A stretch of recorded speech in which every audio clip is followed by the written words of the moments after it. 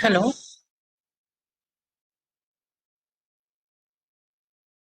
Yeah, hi. Hello. Hello. Hello. Okay.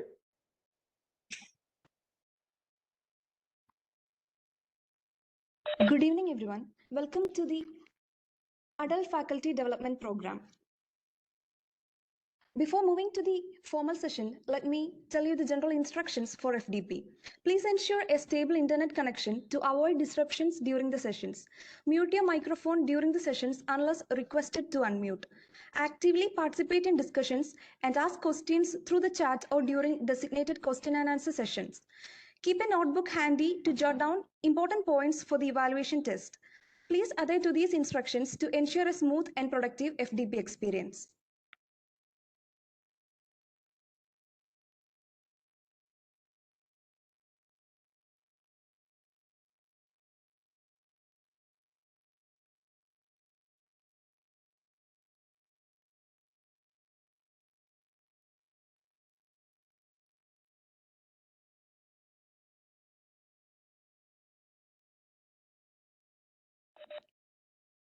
Union Christian College, Alva, Kerala State, is a prestigious educational institution located in Kerala, South India.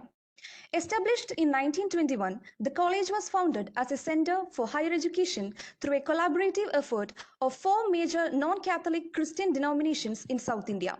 The founders, including Professor K.C. Chacko, Professor C.P. Matthew, and Professor V.M. Itira, three students of Madras Christian College, were guided by the belief that the human spirit transcends sectarian boundaries.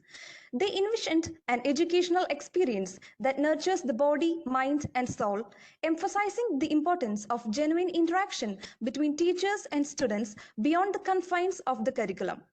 In 2001, the Union Christian College Association established a technical institute approved by the All India Council for Technical Education. This institute offers the MCA program and is affiliated with Mahatma Gandhi University, Kottayam, with a sanctioned intake of 120 students per year.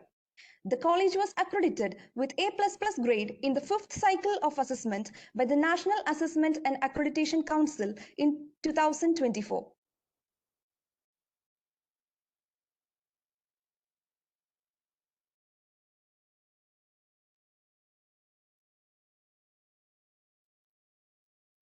So let's begin the formal session. It's our absolute pleasure to welcome you all to the Adult Online 6-day Faculty Development Program on exploring the role of artificial intelligence in the evolving media landscape and rural entrepreneurship. The program is intended to explore the latest trends in AI-driven media content creation and its applications in rural entrepreneurship. AI is revolutionizing the way we create and managing digital content. AI tools generate personalized content, optimize workflows, and enhance creative processes. This initiative has been designed to enhance the professional development of faculty members, and we are incredibly excited to have you here today as part of this enriching experience. Before we proceed, we would like to express our gratitude to the Atal Academy, the organizing committee, and all involved in making this event possible.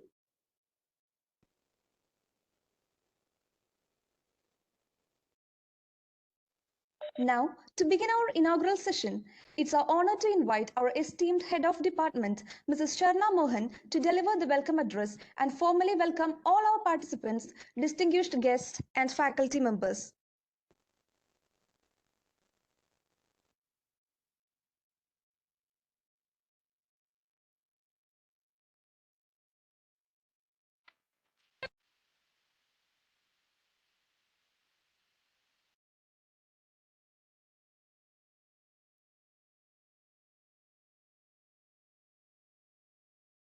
Let us start the session with a prayer.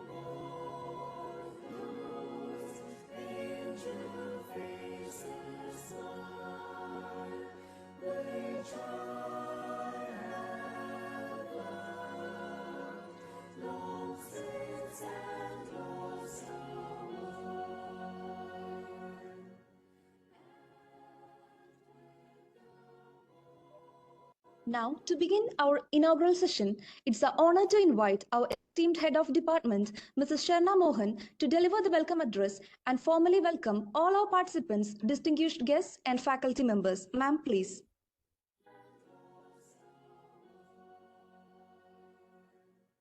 Very good evening, one and all. Respected dignitaries, esteemed resource persons, and dear participants. It gives me immense pleasure to welcome you all to the AICTE-sponsored Atal online 6-day faculty development program on exploring the role of artificial intelligence in the evolving media landscape and rural entrepreneurship, organized by School of Computer Applications, Union Christian College, Alway. This program is to bridge the gap between cutting-edge technology and practical applications in media and entrepreneurship, particularly in rural context. Let me enter into my duty to welcome you all to this FTP. It's with immense pride and privilege that I welcome our esteemed speaker and chief guest, Mr. Rajan Bedi, to the inaugural session of the Atal Online 6-Day Faculty Development Program. He is an experienced leader with 20+ years of experience in business acquisition, pre-sales large deals, M&A for engineering and R&D services, and IT outsourcing service provider companies, etc. Sir, we are truly honored by your presence and eagerly look forward to your inaugural address. I extend a warm welcome you, sir. Next, I would like to welcome an esteemed academician and respected figure in the field of computer science, Dr. Santosh Kumar Gopalan, Professor, Department of Computer Science, Cochin University of Science and Technology, Kochi, for this special occasion. I extend a warm welcome you, sir, to this Atal FTP. It is with great honor and delight that I extend a warm welcome to Dr. K.P. Ausep, retired IFS, Manager of Union Christian College, Alway, to this online Atal FTP. Dr. K.P. Ausep, a distinguished interview coach and mentor with extensive experience as an IFS officer. He was the Principal Chief Conservator of Forest, Chairman in the Interview Board at Staff Selection Commission. He managed the Plantation Corporation of Kerala as Managing Director, pioneering the state's first farm tourism project. Now he currently serves as the manager of UC College, Alva. A warm welcome you, sir, to this Atal FTP.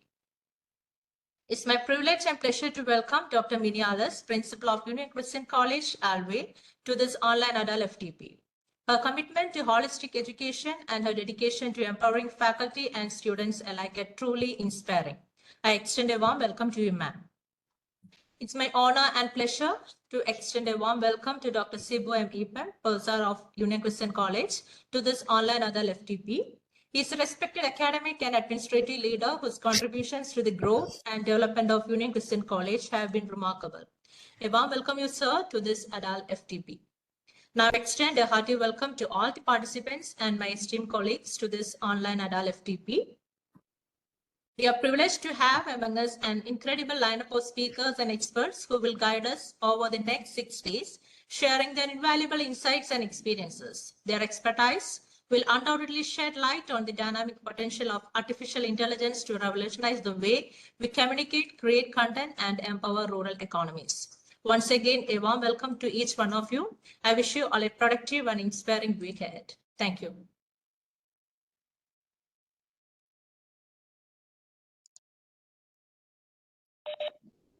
Thank you, ma'am, for your warm welcome address. We are truly grateful for the time and effort you have dedicated to making this faculty development program a success. Your leadership and support mean a great deal to all of us, and we look forward to the enriching sessions ahead, guided by the vision you have shared with us. Once again, thanks for the welcome, ma'am. We are privileged to have with us today our respected principal, Dr. Mini Alice, to join us for the presidential address. Dr. Mini Alice's unwavering commitment to academic excellence and her continuous support have made a profound impact on our institution and this faculty development program. Dr. Mini Alice has been a constant source of inspiration and support, guiding us with her vision and commitment to academic excellence. We welcome you, ma'am, for the presidential address.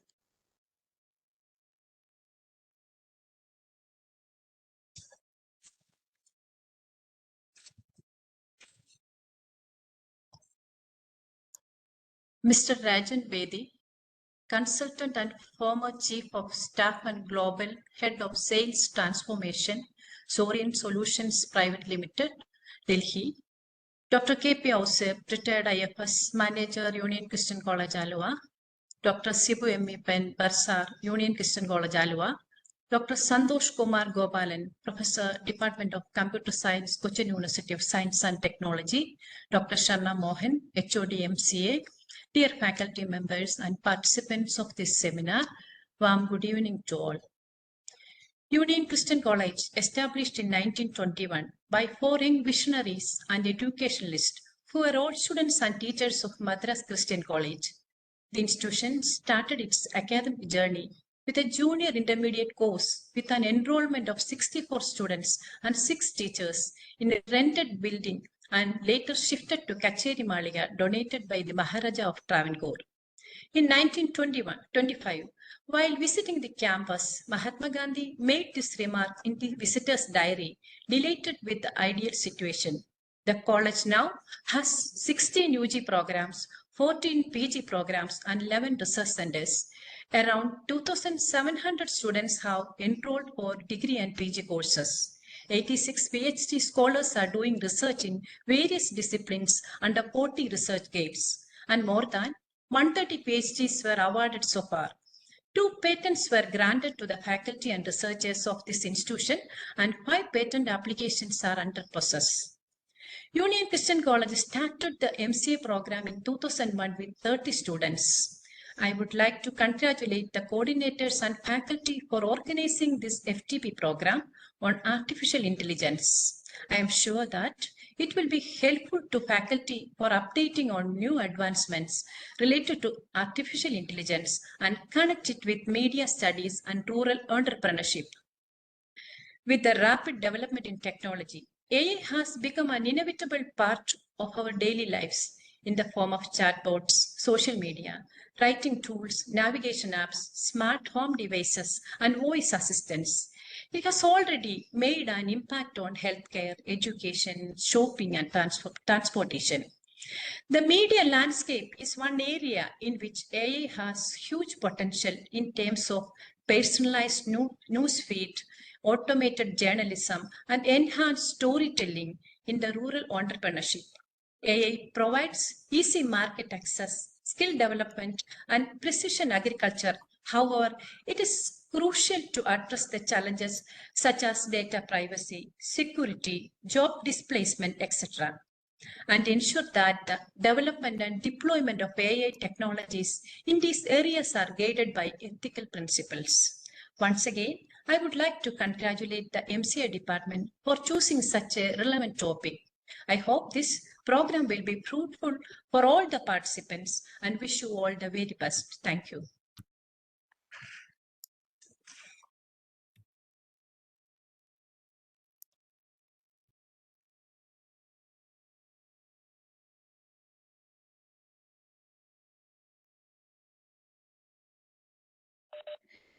Thank you, Dr. Minialis, for your inspiring and encouraging words. Your support and guidance are truly motivating, and they add immense value to our journey of growth and development.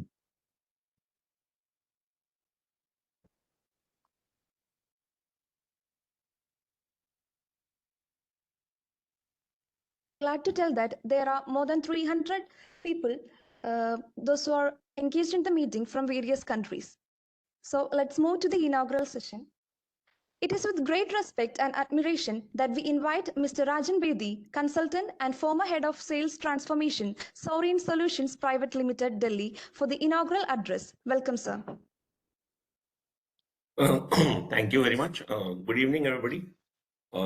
Distinguished dignitaries, esteemed faculty members, and enthusiastic participants.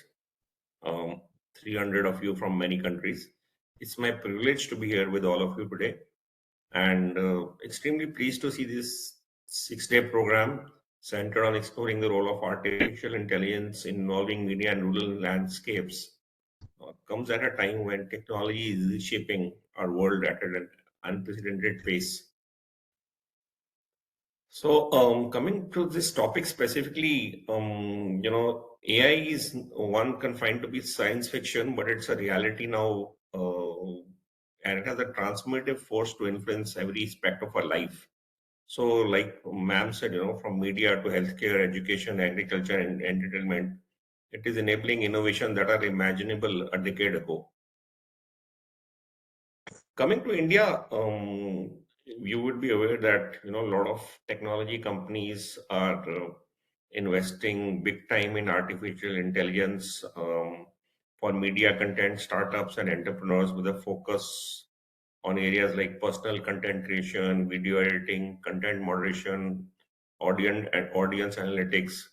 And you would be familiar with the names of the tech giants like Google, Amazon, Microsoft, and Reliance Jio, along with several Indian venture capitalist firms who are now funding these ventures. So, just coming to a recent announcement by the cha- chairman and CEO of Microsoft, Satya Nadella, right? I think this happened a couple of days back in Bangalore, where Microsoft has committed to invest over $300 billion in India for cloud and AI infrastructure. They have shared a comprehensive plan to skill about 10 million people by 2030 and set up labs, data centers, and a whole lot of other work, which is going to take place to make India a leader in AI space. Coming to private equity firms, who have a way and knows of figuring out where the money is going, there are a lot of investments happening from Atal Partners, Secure Capital, Caterman Ventures, to name a few, in the space of AI-powered media startups, and more of it is yet to come. So, as participants of this faculty development program, you are at the forefront of shaping the future. Your role in imparting knowledge, fostering innovation, and mentoring the next generation leaders is pivotal. I'd like to conclude my speech by saying that uh, the convergence of AI, media, and rural development presents an unparalleled opportunity to create a more equitable, informed, and prosperous society. Let's embrace this transformative era with curiosity, courage, and commitment. Together, we can ensure that AI becomes a force for good, bridging divides and unlocking potential across every corner of our nation. So, thank you for this opportunity, and I wish you a productive and enlightening 6-day journey in this program. Thanks.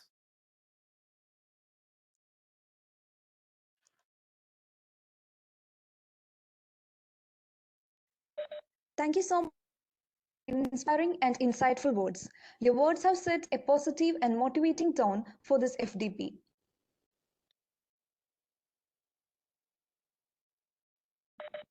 It's now a privilege to invite our respected manager, Dr. K.P. Ausip, a distinguished interview coach and mentor with extensive experience as an IA officer. He was the principal chief conservator of forests, chairman of the interview board at the Staff Selection Commission, managed the Plantation Corporation of Kerala as managing director, pioneering the state's first farm tourism project. His leadership, wisdom, and continuous support have been instrumental in the successful organization of this FDP, and we are truly grateful for his guidance. Welcome you, sir.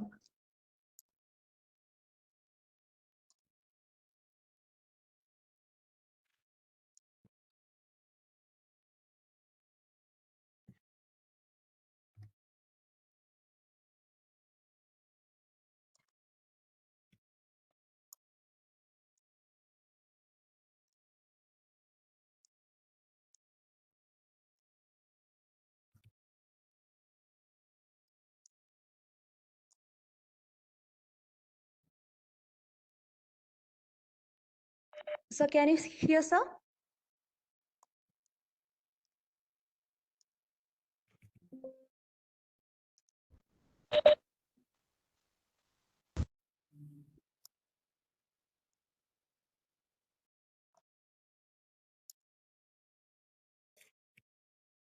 Hello.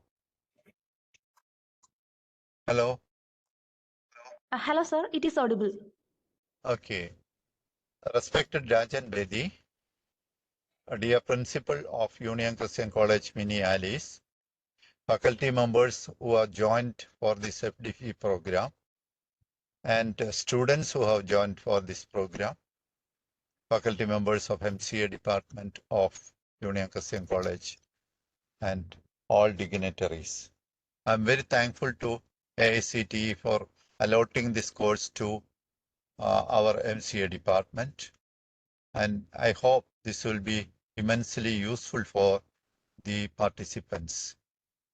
Moreover, for UC College, this is the 24th.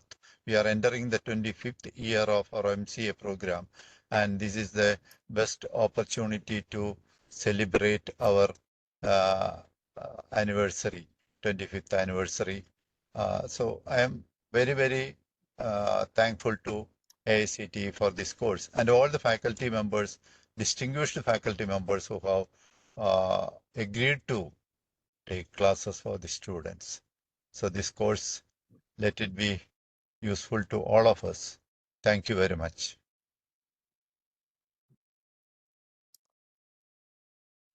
Thank you, sir.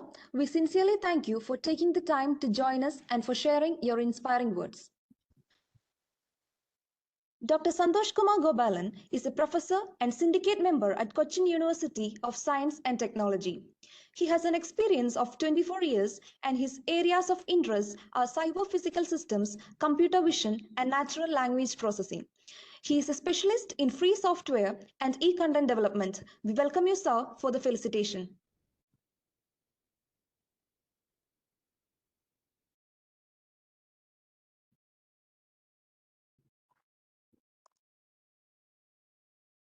Yeah, okay, thank you.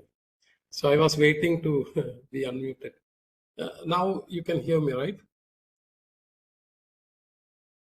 Hello? Hello? Yes, sir. Yes, sir. Okay, fine, yeah. So good afternoon to all of you, dear dignitaries and dear teachers and dear participants. I'm very happy to be the part of this FDP on role of AI in evolving media landscape on rural entrepreneurship. This is a well thought idea, and I was going through the speakers and the topics that is being curated for this FDP. It's well curated, and I think this will be giving a lot of idea how we can utilize AI for starting the business, entrepreneurship, startups, whatever it is. So it contains a lot of ideas. So I congratulate the organizers who have won the Atal FDP at UC College, Alwa. And my warm greetings to the UC College on their occasion of the Silver Jubilee celebrations. I just wanted to point out two things. One is India is celebrating its Space DAY1 mission. So all of you might have read in newspapers, India was successful in docking spacecraft. I think 2 days before, right? They have successfully done that. And after US and China and Russia, India is actually coming up with this technology. So in 1990s, we used to hear in the radio that today the fisherman should not go to the for fishing because there is a spacecraft mission that has been conducting in the Tumba space station. So, but from there, actually, India has grown up, and now we are at par with any developed country. So, in the same line, basically, AI technology is going to affect the entire globe, right? And how to tap this AI technology. And India has done a lot of things. They have introduced even AI topics in schools, as well as they are giving a lot of there are a lot of avenues which gives a lot of training in this technology. And this FDP, I think it will be giving a more idea about how we can utilize this technology so that we can create more number of entrepreneurs and more number of startups, etc. So there is one book by Peter Thiel. Its title is 0 to 1. So the author is actually the founder of PayPal. You might have heard PayPal services. So it says that you have to rethink the business from the scratch, and you have to create solutions where there were none before. So that is the implication of that title, 0 to 1.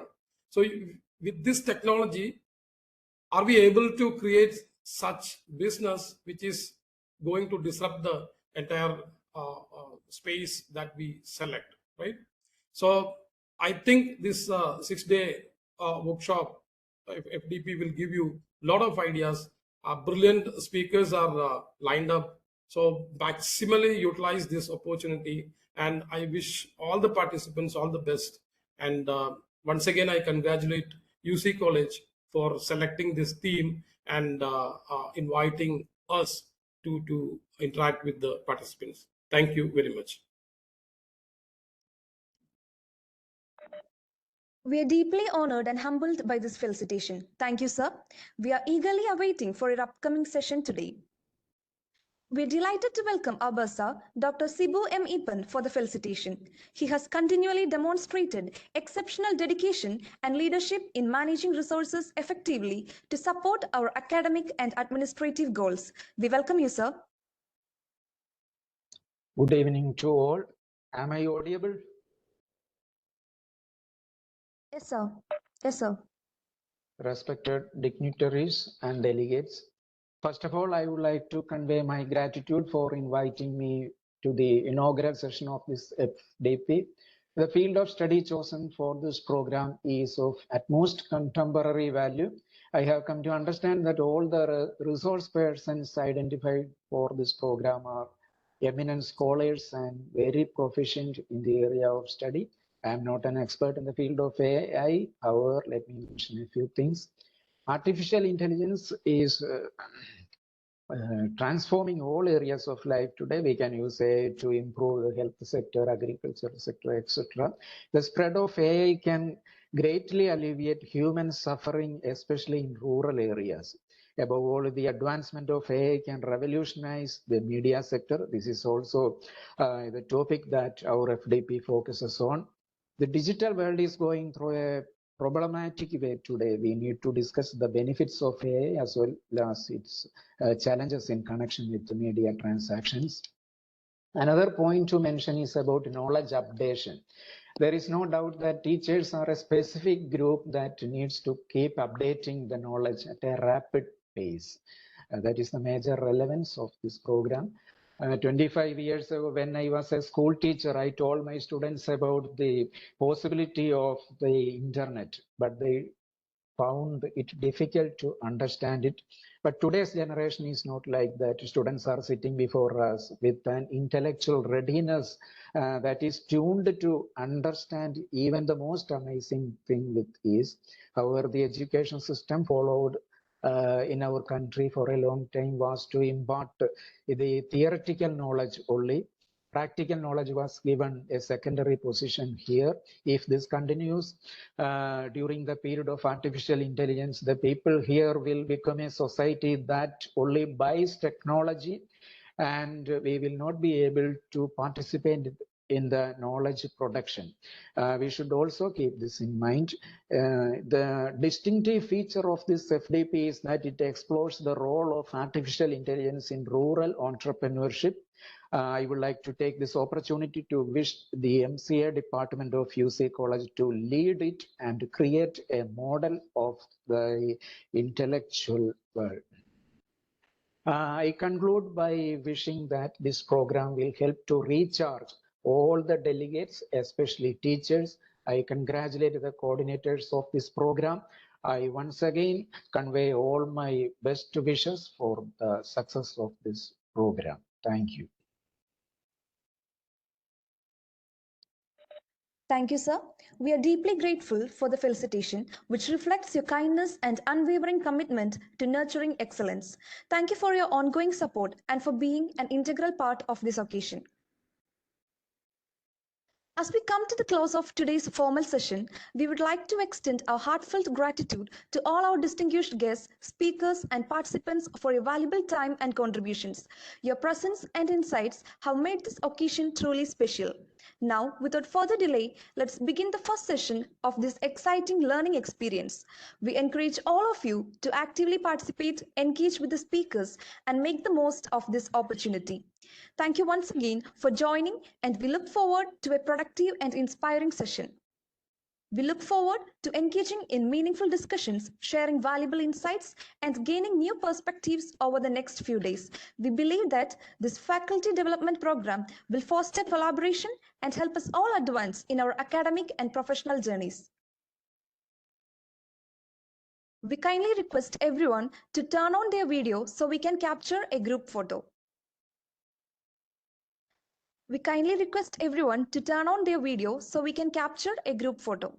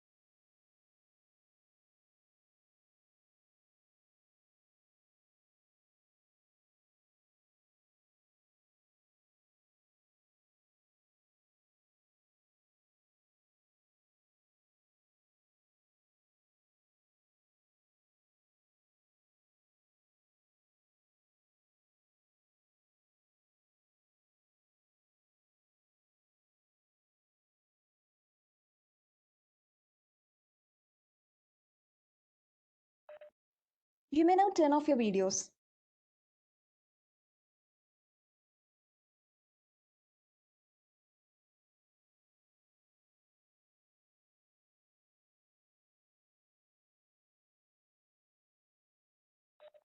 So let's move on to our sessions.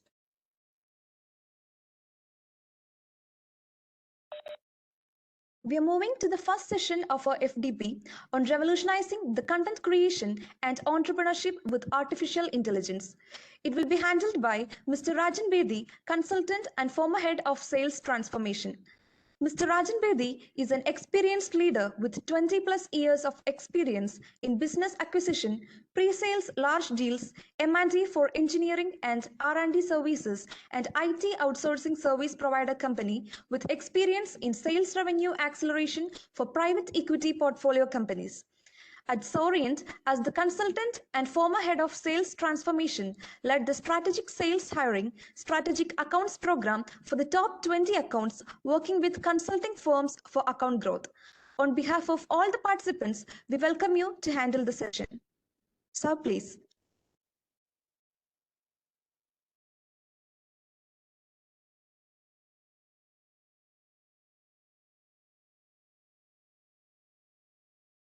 Can you confirm if the same is visible?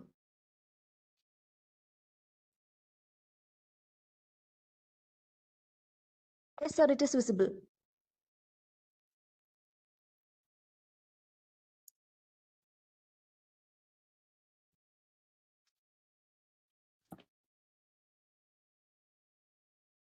Yeah, Mr. George, if you could confirm my presentation is visible on the screen.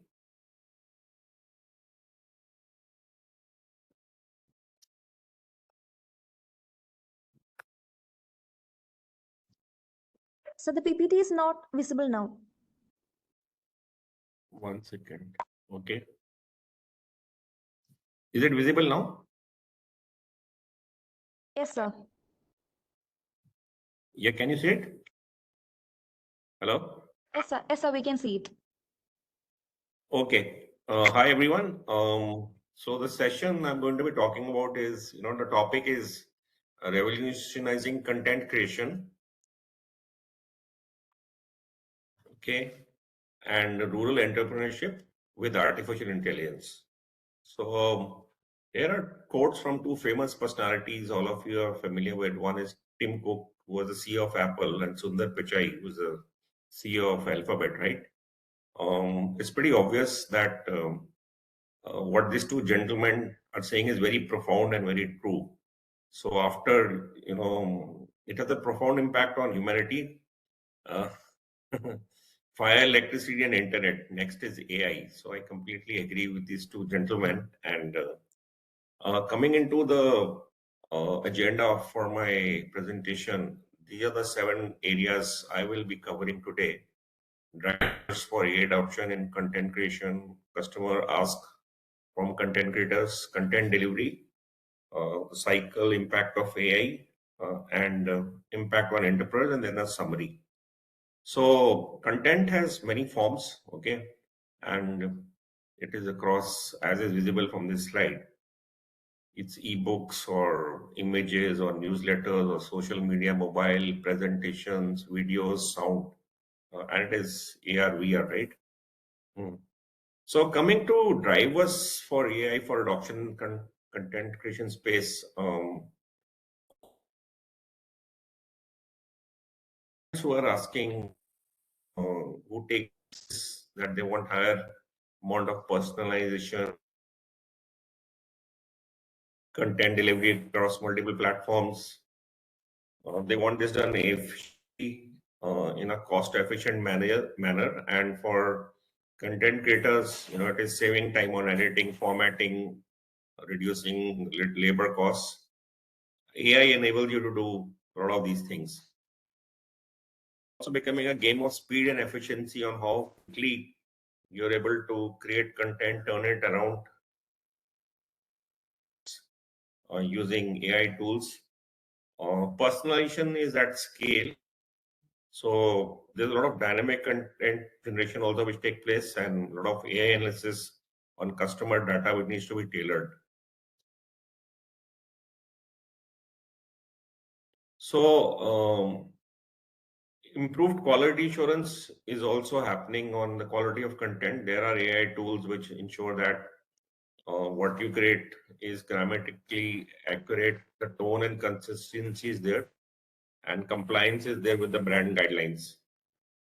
Enhanced creativity. So, it is not about only themes, visuals, and alternative approaches, but tools like you would have heard these names like Chat, GPT, and DALL-E create drafts, scripts, and visuals.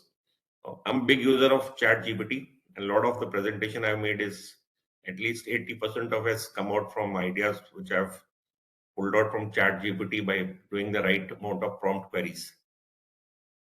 There's also demand for data-driven insights, and of course, you need to stay competitive here in this business. So a lot of your competition is leveraging AI in a big way to be innovative and work at scale.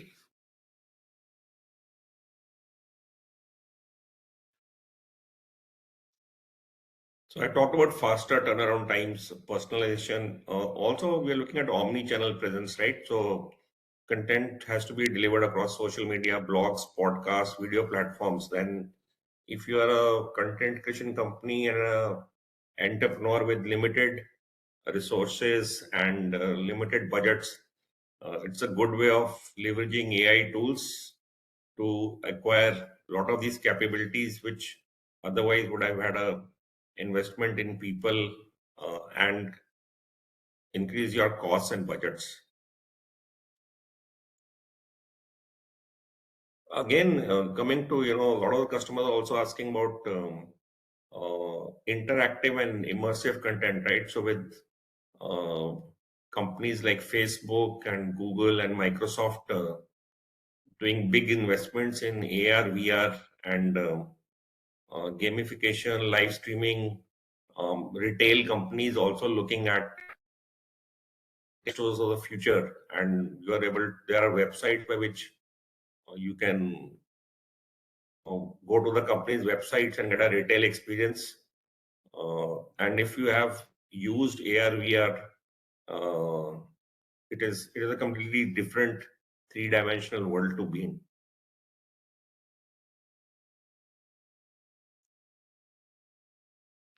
So I just move on to the next slide. Okay, I've covered these topics. So if I'm coming to content delivery types, right? So content can be delivered across text. It can be visual content. It can be video content. It can be audio content.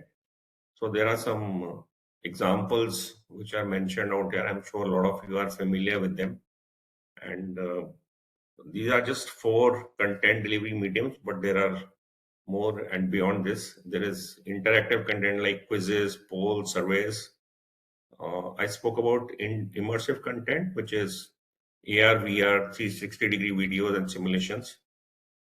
Then there is, of course, user-generated content. Okay, testimonials, social media posts, community contributions, and then there is dynamic content. Okay, like personalized email campaigns, dynamic website elements, location-specific ads.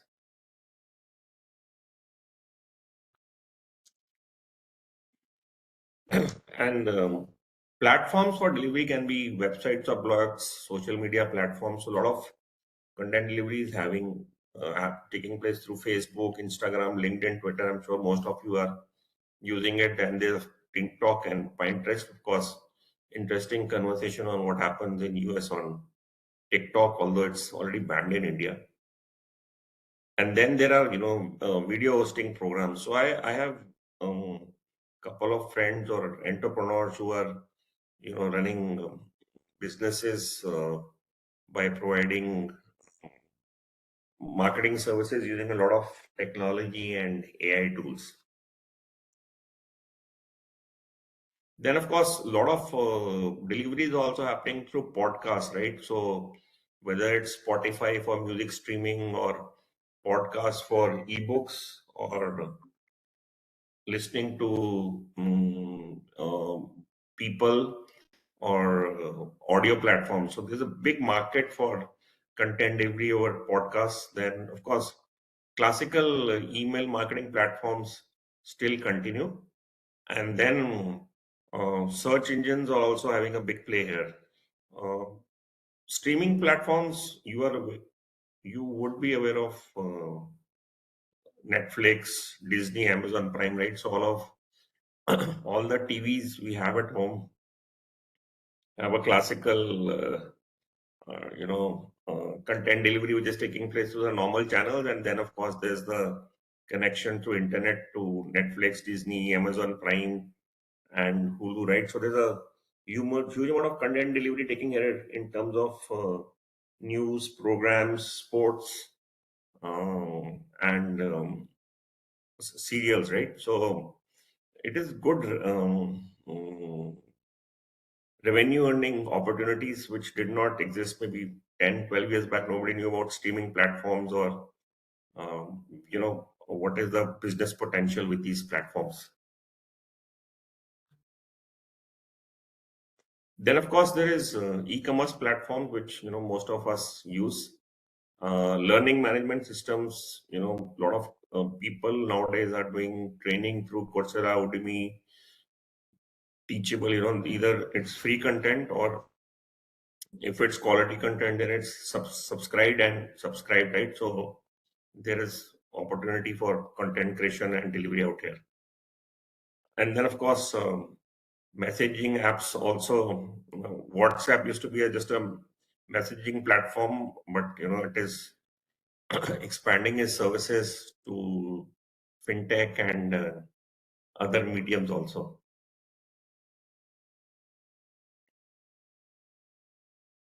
So coming to content creation lifecycle and impact of AI, I've just summarized this at a high level at, what are the stages for content creation.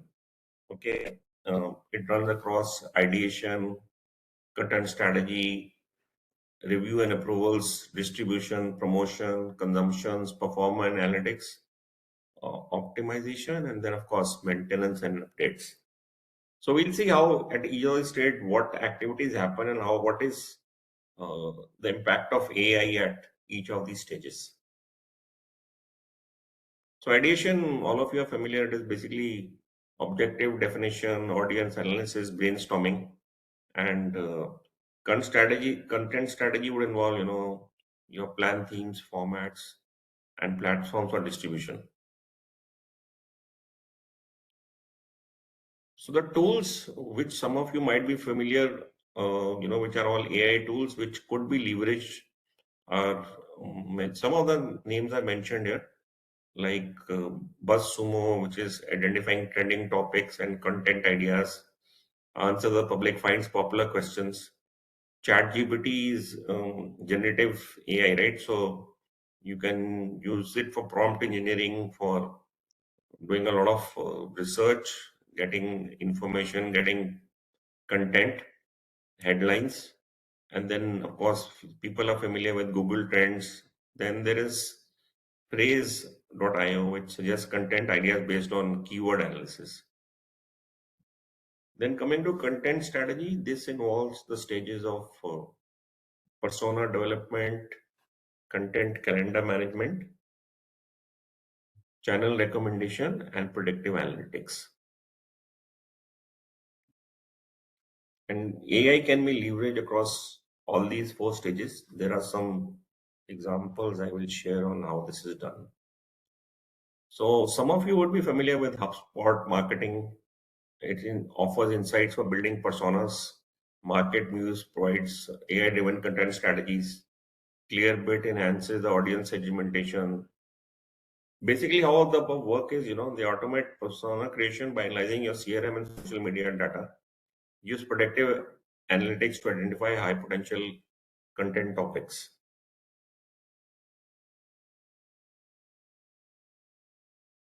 Then, of course, there are stages of content creation, which is your concept development, producing the content using tools like cameras or software or AI platforms or graphics. Then the content which is created goes through review and approval, which is editing, compliance checks, and stakeholder approvals. There are tools available which can help you out here. So tools like Write Sonic can create drafts for blogs. Canvas Magic Design assists with creating visuals. So I've used Canvas extensively. Okay, I use it for making presentations. It's got amazing graphics.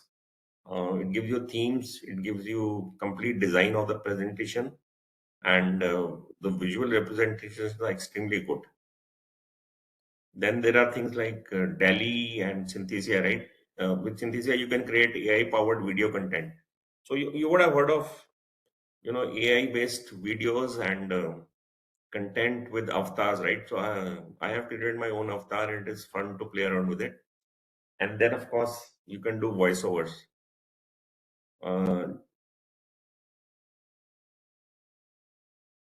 Then coming to review and approval, if you want to check the quality of the content, if you want compliance verification, if you want feedback integration and sentiment analysis, all this can be done by using, there is a normal way of doing it, but of course, you can use people to do it in your teams, but you can also leverage AI to get this done. So here are some tools which I mentioned, like Grammarly, ProWriting, Acronyx, Sentiment Analysis APIs, right? How the above work is, they automate quality assurance for grammar tone and readability, and then ensure compliance with brand and legal standards. Then coming to the stage of distribution and promotion, this will involve your platform selection, whether it is social media, websites, OTT platforms, and then optimizing this content for each of these platforms. Okay. And then, plan publishing. So distribution would also involve, once you have a distribution in place, how do you promote? So are you using market campaigns? Are you using influencers? And influencers is big business, right? So a lot of people on YouTube and other mediums on web are, having very good large number of followers and huge potential to make money on being influencers. So then there is, of course, engagement and cross promotion. So here are some tools which can be used for distribution, like Hotsuite. There is Buffer, and how it works. It schedules posts when your audience is most active. So that is the way the outreach is correct and the impact is higher. It optimizes headlines. It can take care of meta description and hashtags.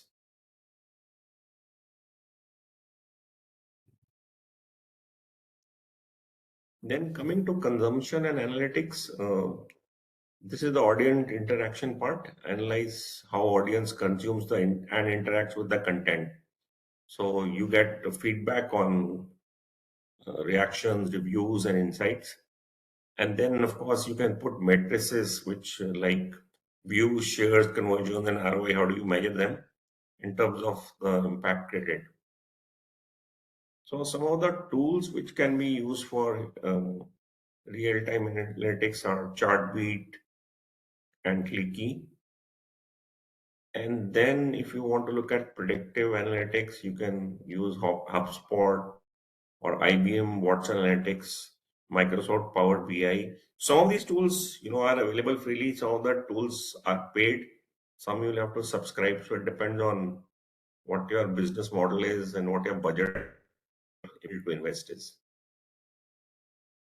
Then there are the stage of sentiment and feedback analysis. So which is about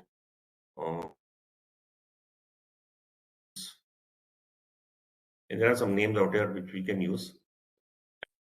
Is SEO and traffic analysis, right? So this is for detailed keyword analytics, content gap analysis, competitive research.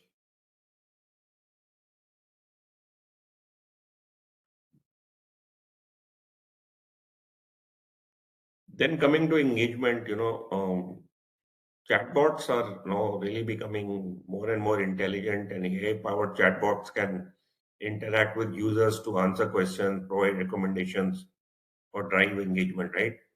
Then there is sentiment monitoring and content interaction insights, and of course, things like community management. So here are some tools which can be used for engagement: ChatGPT, Sprinkler, Brandwatch.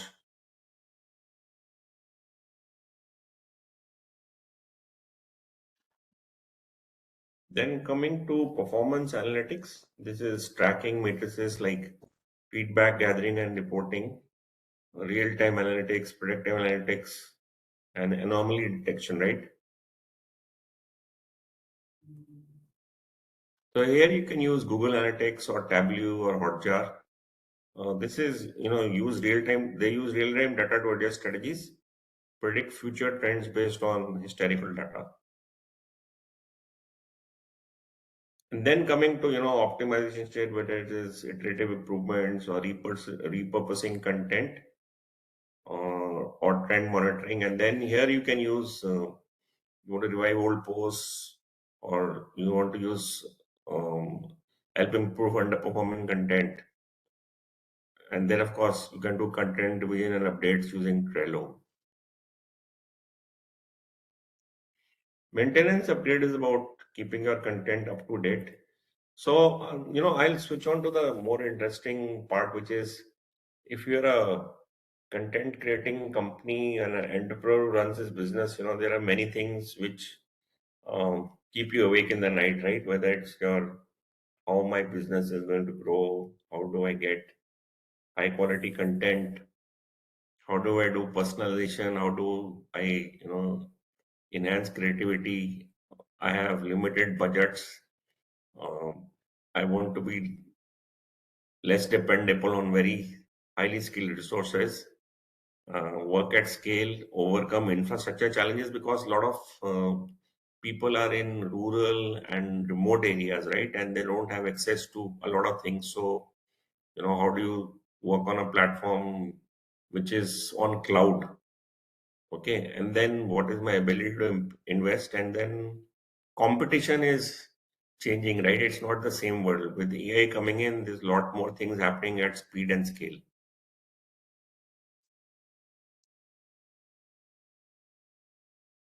So AI will help you to achieve these. You can leverage AI to achieve these targets of growing your business, or not depending on people, but depending on tools, by increasing your visibility to customers and also increasing your reach by using mediums which not only give you clients in India, but also access to international clients. So you can look at, infrastructure challenges can be overcome by looking at cloud-based solutions, by uh, looking at Google Workspace or Notion AI. There's a lot of work Google is doing and Microsoft is doing with smaller entrepreneurs and companies to onboard them into cloud platforms. And of course, using mobile friendly tools. If you want to reach a broader audience, then, I think given the number of languages we have in India, Google has now come up with a tool which can translate API and uh, convert the content into regional languages. So that language barrier is broken and your content can go to a lot more states, or even internationally it is possible.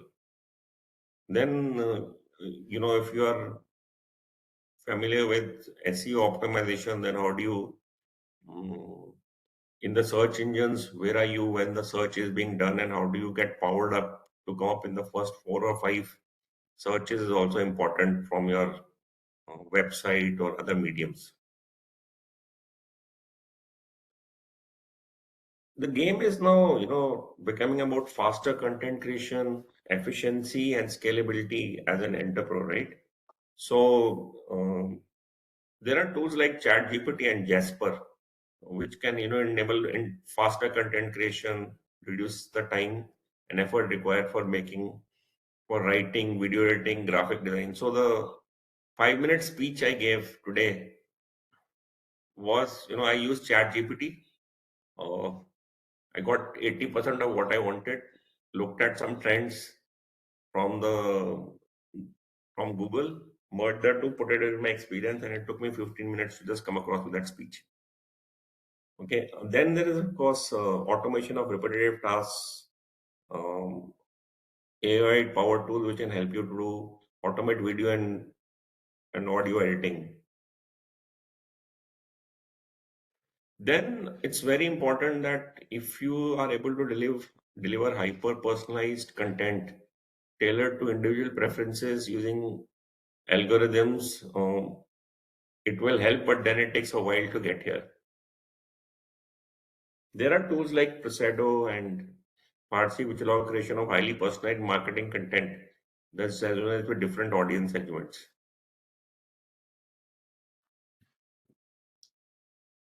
Then I was talking about, one of the things which entrepreneurs look out is how to reduce costs, work within budgets, and depend and not risk their business on a few people or skilled labor, right? So there is automatic automated content creation tools which can be leveraged, visual design tools which can be leveraged, and of course, video production tools which could be leveraged out here. That will, decrease the dependency on skilled labor. So we talk about this is another form of, how you want to be more productive and get more work outputs out by using tools. Then, of course, there are new uses like customer and intent, how you come out with customer and interactive content, uh, how you can, work on revolutioning visual and multimedia content creation. Okay. So these are venues you might like to explore later on, depending on the capabilities or what your business plans or what your focus is in your content creation space. Uh, CSAT is always, in any business, it's your customer who is the king. So improved client satisfaction, faster turnaround times, better quality assurance, diverse offerings will are what clients are looking for, and satisfied clients are likely to give you more repeat business and less of churn on business, rather than every time if you are going to go after new customers, the cost is higher, the sales cycle is also longer, and um, it's not a great way of growing business. So, you need to which are happening and leverage AI to the extent possible, so that you are having an innovative portfolio and able to scale for growth.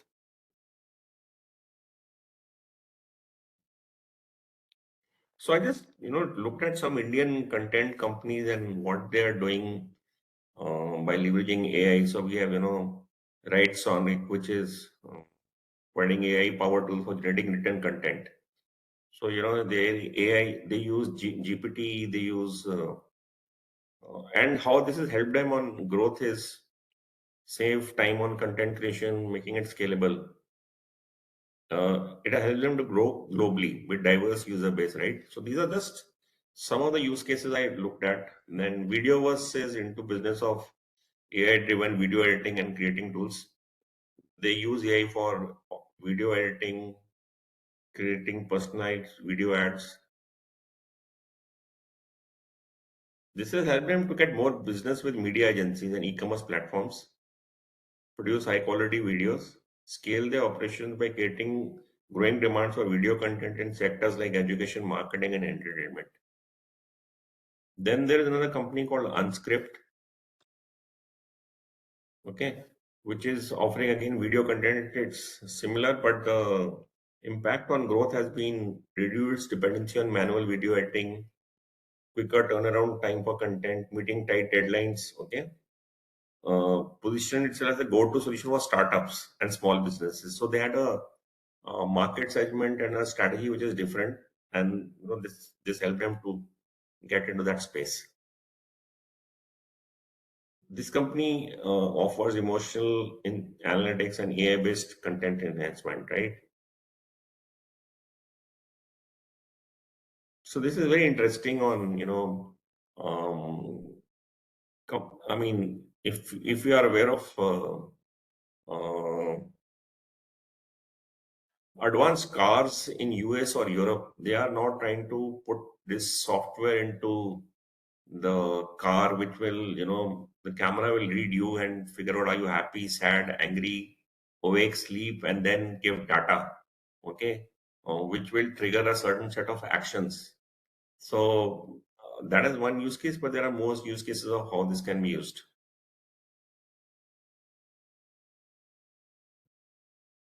Then Canva I spoke about, right? Design and content creation platform for AI powered features. So if I just summarize this, how it has helped the above mentioned companies or companies which are in the similar business to grow, it is, help them with providing them with scalability, cost efficiency, customer retention, global reach, innovation, and data driven decisions. These are just some of the cases. It is not, it is just a sample which I looked at. There can be much more beyond this too. It has helped them to stay competitive and help them with creativity and innovation. So if I were to summarize, how it has AI revolutionized the content creation world, the answer is yes. Are there a large number of tools available for content creators? The answer is yes. Are technology firms providing tools and support? The answer is yes. Are your customers asking you that how are you leveraging AI to be more creative, um, have a higher personalization, quick turnaround time, high quality content? The answer is yes. And as an entrepreneur leveraging AI, can that help you to grow your business? The answer is yes. Do you have a choice of ignoring AI? The answer is no. So those who will use this technology from AI in a responsible and safe manner will definitely go ahead and grow their businesses. And the times to come will also ask for people to upskill and understand the usage of these tools, right? So if I were to come back to the initial slide on the amount of investments government of India is doing in India for AI, or what companies like Microsoft, Google, AWS, IBM are doing. There are a whole bunch of investments taking place in training, in helping startups and accelerators, in helping small entrepreneurs. There is a lot of investments happening from private equity firms, and there is a lot of venture capital which is being provided. There is a huge stress on training on AI. So if you have to stay relevant, I think there is no choice but to embrace this. So I like to close my session by, I mean, that's all I had in the presentation. So if you have any questions, I can spend about 5 or 7 minutes trying to answer those questions which anybody might have.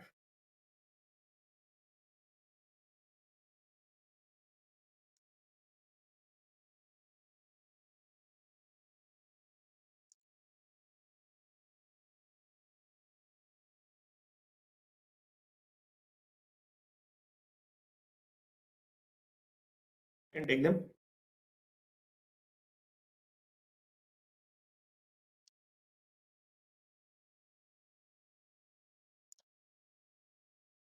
Participants, please feel free to type your questions in the chat box or unmute your microphone to ask your questions.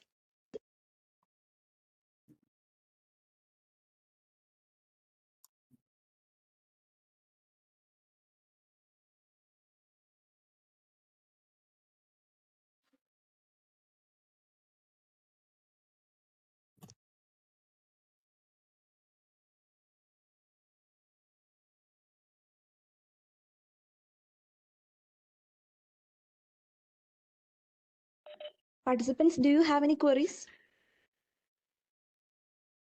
Okay, so you will have to check what are those freewares, right? I know Canva and a whole bunch of other software. Initially, you can do some things for free, but if you want professional versions, mostly they are paid.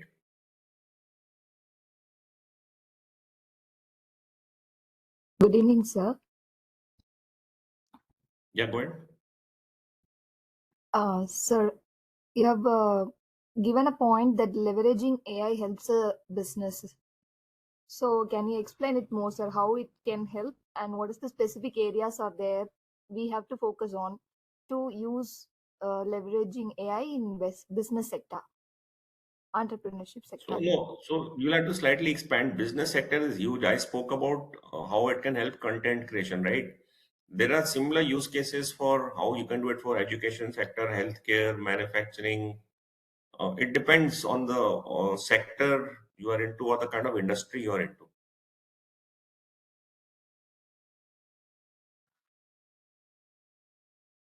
Thank you, sir.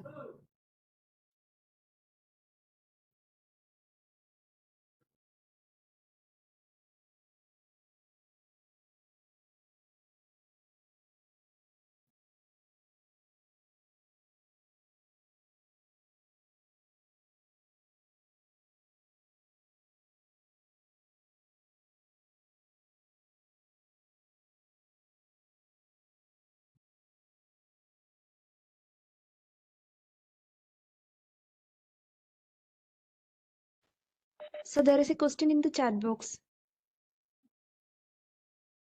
Okay, I just answered that. What is the question? I can't see it. Can you just read it out? Yes, sir. So can we use this for analysis in the research? This is the question, sir. Yes, you can use it. So if you use, you can use Chat GPT for a lot of research related work and analysis, but you have to be careful while using it because it will give a lot of outputs, but then you might like to make changes and fine tune it. But yes, it is possible to use Chat GPT for doing a lot of research work.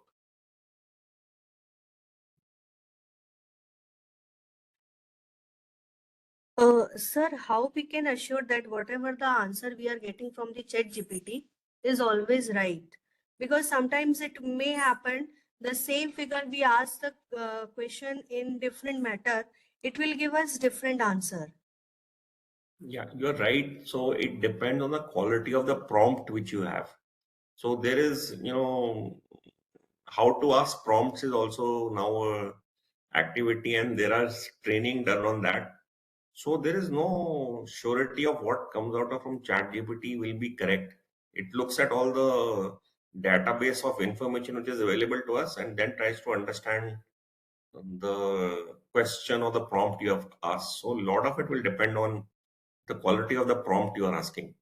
And you will have to always check the information coming out with other sources and your expertise, or check with people. Depending, if it is general information, it's mostly correct.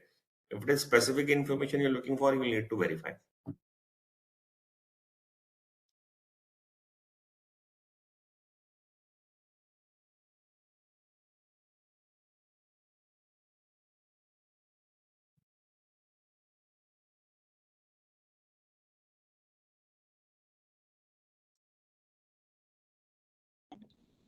Are there any more queries?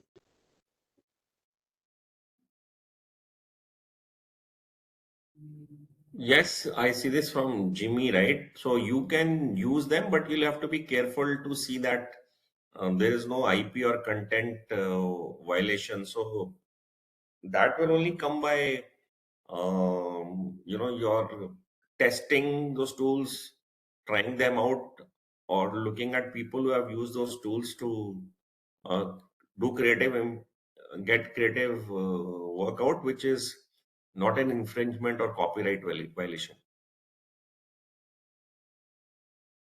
Hello, sir. I have one question. See, Yeah. the problem is you have some fake news. How to detect that with AI? Because we have a lot of political issues now. I mean, 2 decades before, there was no political issues when you ask people. But now they are very biased about some of the political issues. So AI giving some answers which is very politically influenced. How can we solve that? That is not something I would have to answer to. It will also depend on the language model and the algorithm of the AI provider. Okay. So what database they are using, how sensitivization is happening, how political content is not getting picked up, and what database they're giving. So it is up to the provider, and you have to be careful while using it, because sometimes there are biases in the answers which will come out. So I think it will evolve over a period of time, because AI is also getting smarter by the day.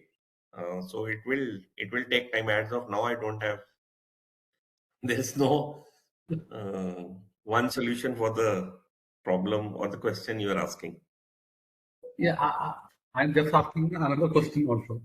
See, does the lost job because of AI? So there will be some amount of jobs which will go, but there'll be more jobs created. So, with the kind of investments which, say, Microsoft is doing, or Google is doing, or AWS is doing, there is a lot of opportunity for people to reskill, retool, and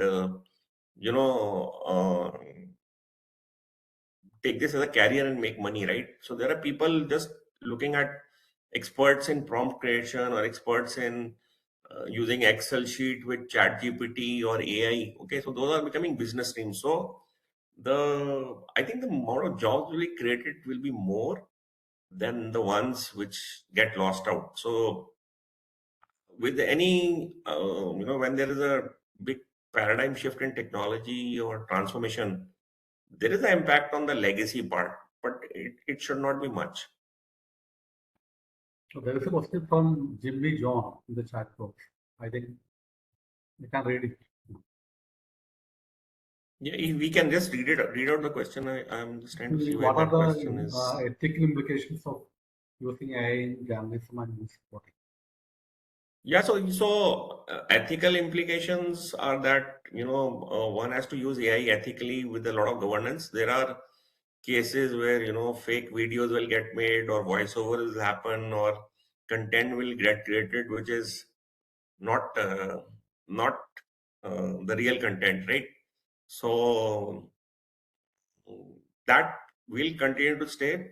Uh, there is it is open AI, so one has to be careful and ethical while using AI for work. Sir, one more question also from my side. The thing is, I saw some of the people from Uttar Pradesh. They are having some jewelry business. There are some good designers. How can they promote that? So sorry, I missed the first line. You said how can they promote Yeah, what? a lot of people are from Uttar Pradesh.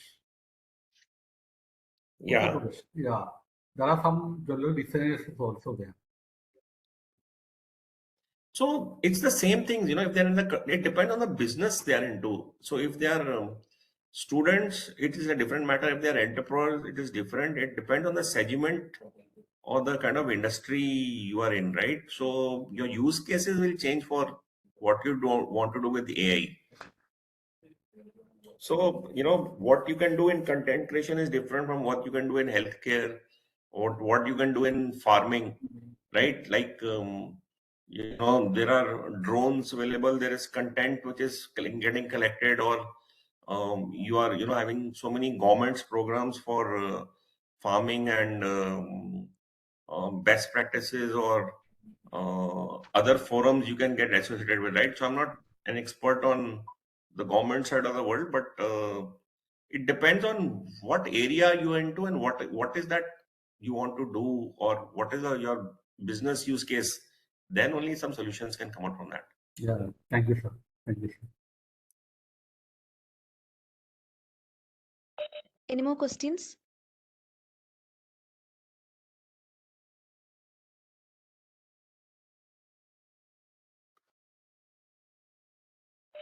I hope all the queries are cleared.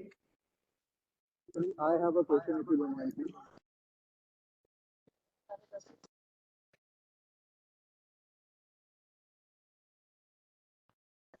Yes, sir. Sir, You can talk with the first person now. good evening, sir. I am Arijit, sir, currently working as an assistant controller of examination. As we are going through AI transformation, Ajit, your voice is breaking. Can you type the question you're having? Your voice is breaking, it's fading, so I'm not able to hear you clearly. yes, surely, sir. I'm typing it down.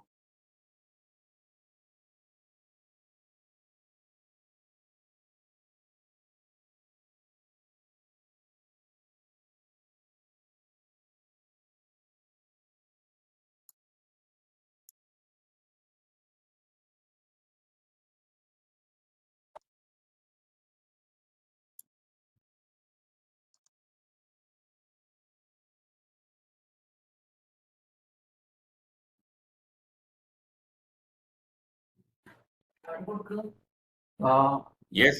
Yeah. I mean, okay, so your question is, Arjit Pisa is asking like that. I'm working in examination department.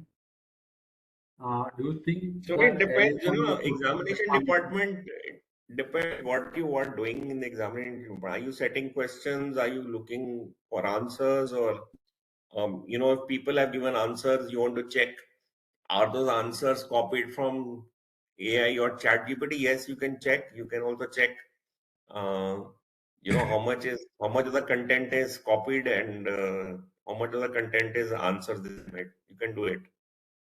And I don't know about blockchain credentials. I'm not an expert on that, so I can't answer that one. And Jimmy John is asking some other question. How can Yes, AI I saw help that in- question. So Yeah. people with specially abled people, I know Microsoft has got softwares specially abled people. I need to check on how it can help those kind of people, right? Because if they are using voice, I mean, it depends on their, if they are able to see or not see or hear or not hear, right? So there would be solutions from companies like Microsoft on how people with disabilities or special abilities can use AI. The answer is yes. It needs to be checked. So, I mean, depending on the mediums you want to use, you can use for typing or content creation or voice or video. The answer is yes. Good evening, sir.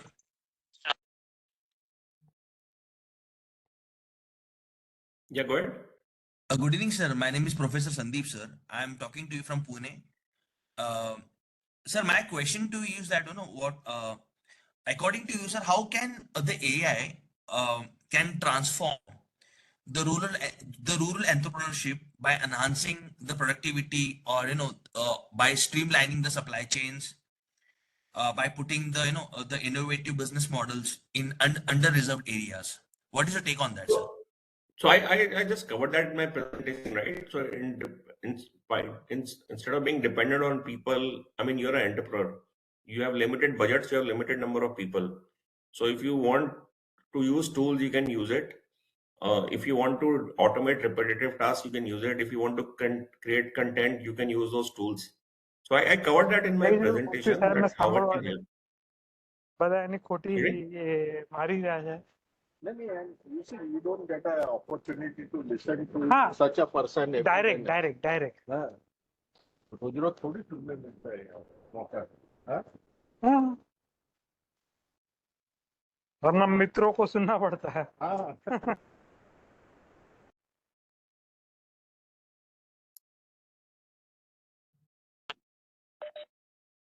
So there is a question in the chat box. Okay, so which is this one? What is the name of the person asking? Sir, it is asked by Srikumar Menon. Yeah, Srikumar. Okay. So Srikumar, I just it depends, no? The use case for rural business is huge, Srikumar. So are you saying farming? Are you saying healthcare? Are you saying education? So depending on that, there are use cases for using AI.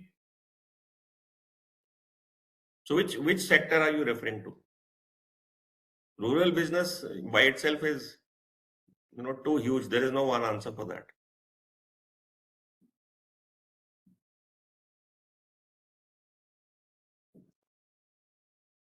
I think I think I can take one or two more questions, right? For the paucity of time, and there are other speakers, so we can do just one last. Yeah. One last question, right? Kumar, can tell something on or Sandeep? Sir, could you please allow me to ask you another question, if you permit me to ask, please? Sure, this is the last question. Go ahead. Oh, fine, sir. Sir, as I'm in teaching field right now and I'm taking care of MBA students, because earlier to this semester I was taking off, rural marketing subject. So can you just suggest me some of the exercise that we can be able to conduct to drag the attention of students to take part in the rural activities, rural fronts, and paramountly, like even AI can be able to, play an important role while generating some sort of reports. Can you just suggest me some of the exercise? Yes. Yeah. So what I will do, Sandeep, is what you have asked me is a question or a prompt. Okay. So do you use ChatGPT 4.0? Sir, not Sandeep, regularly, sir. I always believe I always rely on organic content. No. So what you do is I suggest you install ChatGPT 4.0. Okay, it's very easy. Put the prompt you have asked me into that. It will give you very nice answers on how to take it forward. Thank you so much. So what I'm saying is, ChatGPT is very easy. It's free. You don't have to pay for it. You can install it on your laptop. You can install it on your mobile. And the amount of research you can do, the amount of ideas you can get, the amount of insights you want, the amount of competition analysis you want. If you're running a program, how to run it and make it more effective. Your querying has to be right. It gives amazing answers. Yes, sir. Thank you so much. Right. Thanks. I think, if it's all right, then to the next speaker. Yes, sir. Thank you, sir. Thank you, sir, for delivering Thank a you. highly engaging and thought-provoking session. Your expert insights into how AI is transforming the landscape of content creation and driving innovation in entrepreneurship were truly inspiring. The practical examples and forward-looking perspectives you shared have equipped us with a deeper understanding of AI's potential to empower creativity and business growth. Thank you once again, sir, for your valuable time. A feedback link will be shared in the chat box. It's mandatory that you fill it. It's necessary for marking your attendance, so kindly fill it. We may take a short break and rejoin by 7:45.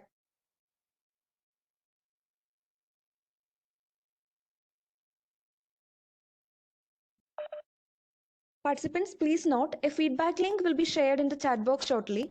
It's mandatory that you fill it to mark your attendance.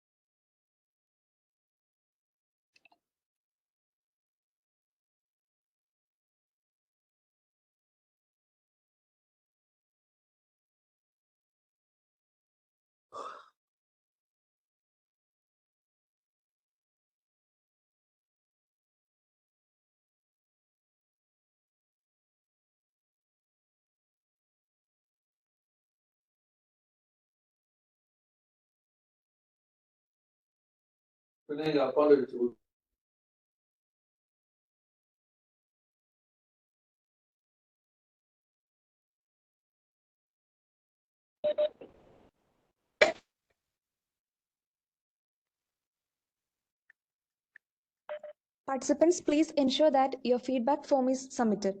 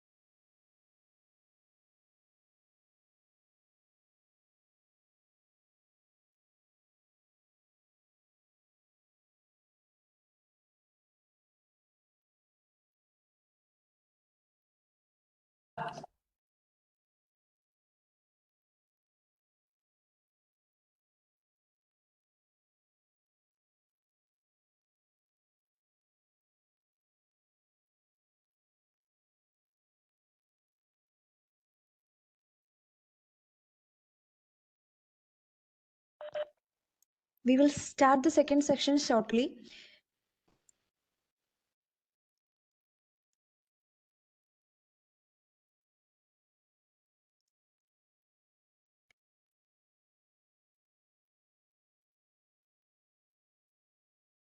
Sir, shall we start the session?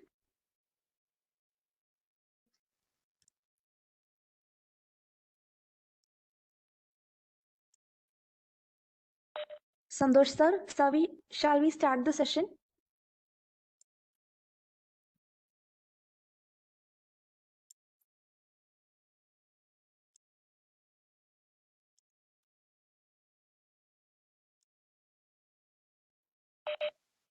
Sir, is it audible?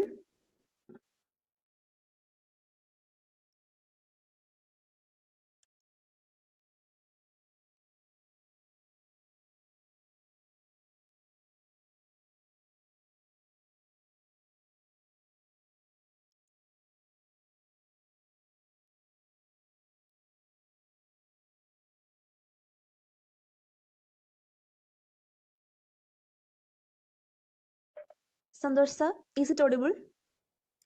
Hi, Anu. Hello, sir. Shall we start the session, sir?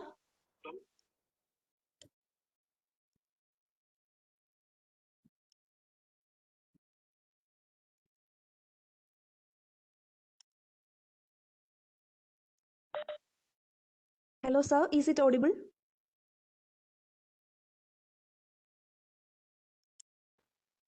Hello.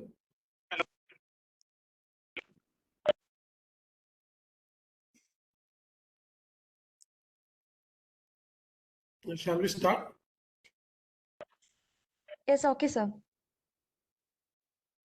Sir, is it audible? Yes. Okay, sir. So My screen we is are moving on to the. Yes, sir. It is visible. Okay, fine. Thank you. Okay, sir. So we are moving on to the second session of today's program on the evolution of generative AI, trends, innovations, and impacts. It will be handled by Dr. Santosh Kumar Gopalan, Professor, Department of Computer Science, Cochin University of Science and Technology, Cochin. His research interest is in areas related to cyber physical systems and computer vision. He is visiting scholar at Queen's University of Belfast, UK, and holder of international projects. He has several international publications and author of Springer Book of Data Science for Fake News Detection. He is a senior member of ACM and IEEE and a lifetime member of the Computer Society of India. On behalf of all the participants, we warmly welcome you to lead the session. Welcome, sir. Yeah, okay. Thank you, Anu, for that nice introduction. So we will be talking about evolution of generative AI. So I'll be going through the history of how basically the whole business of AI has reached to us, and what are the kind of trends that is there, and what kind of innovations we can build on the technology that is already available, and current status of our country and the way forward, and how this generative AI technology is going to impact. So all these things will be covered. So you are requested to ask questions as we go. You can maybe type in the chat box so that I can take up questions in between. So I will be checking whether or I will be asking the organizers if there are maybe some questions, so that I can take it and maybe try to answer if I can answer, or we will have some discussion on that and then we'll move forward. So that will be the mode of presentation. So let me go to the first slide. So history of AI, those who are familiar with this term artificial intelligence, people were trying to achieve the so-called intelligence in the machines. So it's in 1950s, a person called Alan Turing, who is depicted in the picture, you can see that. He asked a very genuine kind of a question: can machines think? Right. So the underlying principle of that question is whether a computer can be programmed in such a way that it answers intelligent questions that is suited to him. So from 1950 onwards, people were trying to answer this question, and there were many scientists, not just computer scientists, mathematicians, physics people, a lot of other people were discussing this question. And in the seminal paper that Alan Turing has published, he actually wanted to devise a methodology whether a machine can think and how people can evaluate that, right? And that is a very famous test called the Turing test. So it was not actually, the name was not actually given by Alan Turing, but later people called that test as a Turing test. So I will just try to give you an idea of how this Turing test is actually being performed. You can see in that picture just this side, right? So these are just walls separating three entities. So one entity is a computer, second entity is a human being, And third entity is again a human being, but he is called as a judge. So we have three entities. One is a computer, another is a human being, and another is a human being, but he is the judge. So the test goes like this. So the judge will ask some questions, okay?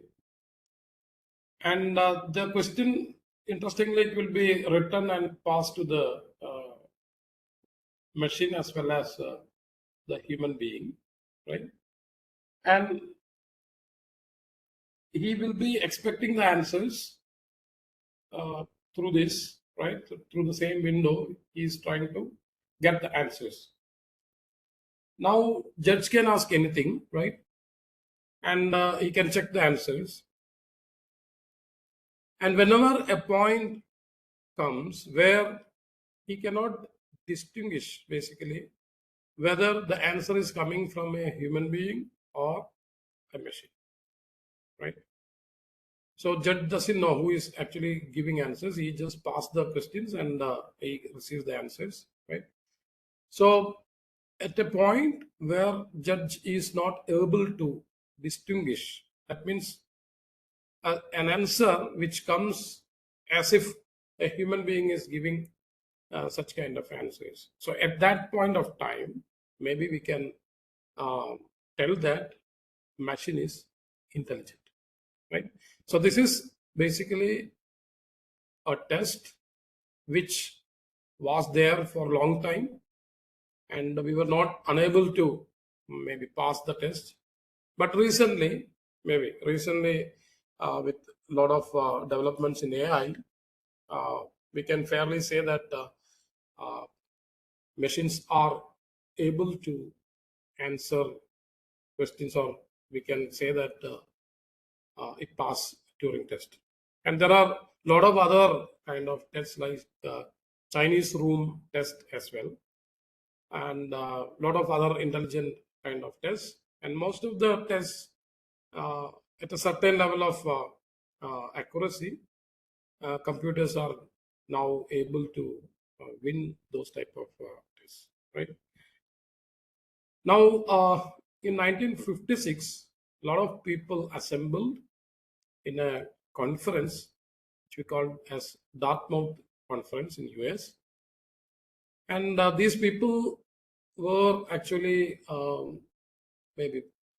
started discussion on how to move forward, right? The development of artificial intelligence. So I will just give you a clear concept of those days. Artificial intelligence developed in such a way that there are a lot of rules are written, and these rules are followed by the computer, right? And we were not able to write huge lines of code with all these kind of rules. Those who have written some programs might be knowing if then else conditions, right? A lot of if then else conditions were there, and that was not an intelligent way to program a computer to do human level intelligence, right? And that period is basically called as a classical AI period, right? But after some time, the development of AI was just went very low, and we call this as a cold age of AI, where now people were actually interested to develop because they were unable to scale the maybe the solutions. That means they are not able to generalize things so that maybe the intelligent behavior can be mimicked. So it was a particular kind of a solutions AI was developed. One of the example could be maybe inspecting. That means a doctor and a patient, right? So patient is telling some maybe problems with him, and doctor is asking a lot of questions, right? So this question and answer kind of session progress, and finally doctor says that this is you are affected with such kind of a disease. So such kind of systems were actually developed that time. But as I told you, it was we were not able to scale that system, right? So these were the persons who actually contributed a lot by identifying many topics and ideas. You see that this happens in 1956, right? And most of the things that you see in the slide are still people are exploring, right? So for example, you can see the this side, machine learning, right? So machine learning, basically they have devised into supervised, unsupervised, and reinforcement kind of learning. And another part is the knowledge representations, how we can represent knowledge, right? So those days, basically, people were trying to represent the knowledge using logical representations, semantic networks, and ontologies, etc. Right? And as I told you, the development algorithms are basically related to rule-based systems. That means if then else conditions, and then search algorithms. So there is a state space of solutions available, and the algorithm is trying to search a suitable kind of solution for that. For example, you know the chess board game, right? Chess game, right? Chess game is basically having a lot of configurations, right? You know the board size 8 by 8, 64 places where we can place coins and we can start playing. So once you start moving a coin, right, then you have a lot of possibilities. So these possibilities are basically space, right?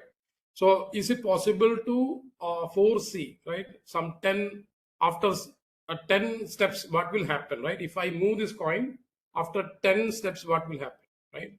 So all these are called state space. So the chess game basically tries to search for the state space where the computer can get a win, right? So this is one example of search algorithms which will be utilized for developing intelligence into the machine. Then a lot of optimization techniques. All the maybe many problems we say nowadays are optimization problems. We wanted to get a solution, but we are not interested in exact solutions, but a kind of an optimized solution. So these kind of problems. And another area is natural language processing, right? How maybe human beings are communicating using natural languages, right? So what is the grammar, what is the syntax and semantics of this, and how we can incorporate that inside a machine. And again, robotics and perception, computer vision, sensor systems, monitor control, etc. are coming under that. So these were the ideas actually these people discussed, and they wanted to develop the computer so that it becomes intelligent, right? So you can see that maybe I cut short the history starting from 1956, the Dartmouth Conference, to the deep learning revolution, right? So it started with 1959. You have the checkers program. That means the Arthur Samuel has written a checker program where computer can win. Sometimes computer can win with a human being, right? Then later people developed, especially John McCarthy developed the LISP program, where it is being used to include AI in machines. So LISP was a program where people were using to induce intelligence inside the computer. Then came expert systems. MySyn is an example of an expert system where I just depicted that doctor and the patient are communicating each other, and finally the machine is trying to say, okay, this is the disease, right? So that kind of systems were developed in 1980s, and after that, actually, the cold period of AI came, and nobody was interested because of scaling. That means you need a huge processing power, right? Huge memory. Those things were not available at that time, so people got disinterested in developing AI. And after 2000s, I mean exactly 2012, basically people came up with a data set called ImageNet. And that ImageNet is a huge collection of images that is already available on the web. So that was curated, and people were trying to give an image as an input and try to identify what is that image, right? And one system that has been developed is called AlexNet. And AlexNet in 2012 actually were able to process all these huge set of images, and a kind of a computer vision kind of a program was developed, and that was the birth of maybe new. Link आया होगा. Hello.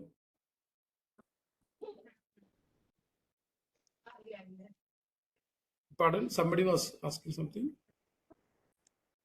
Okay, so that was the actual birth of deep learning revolution.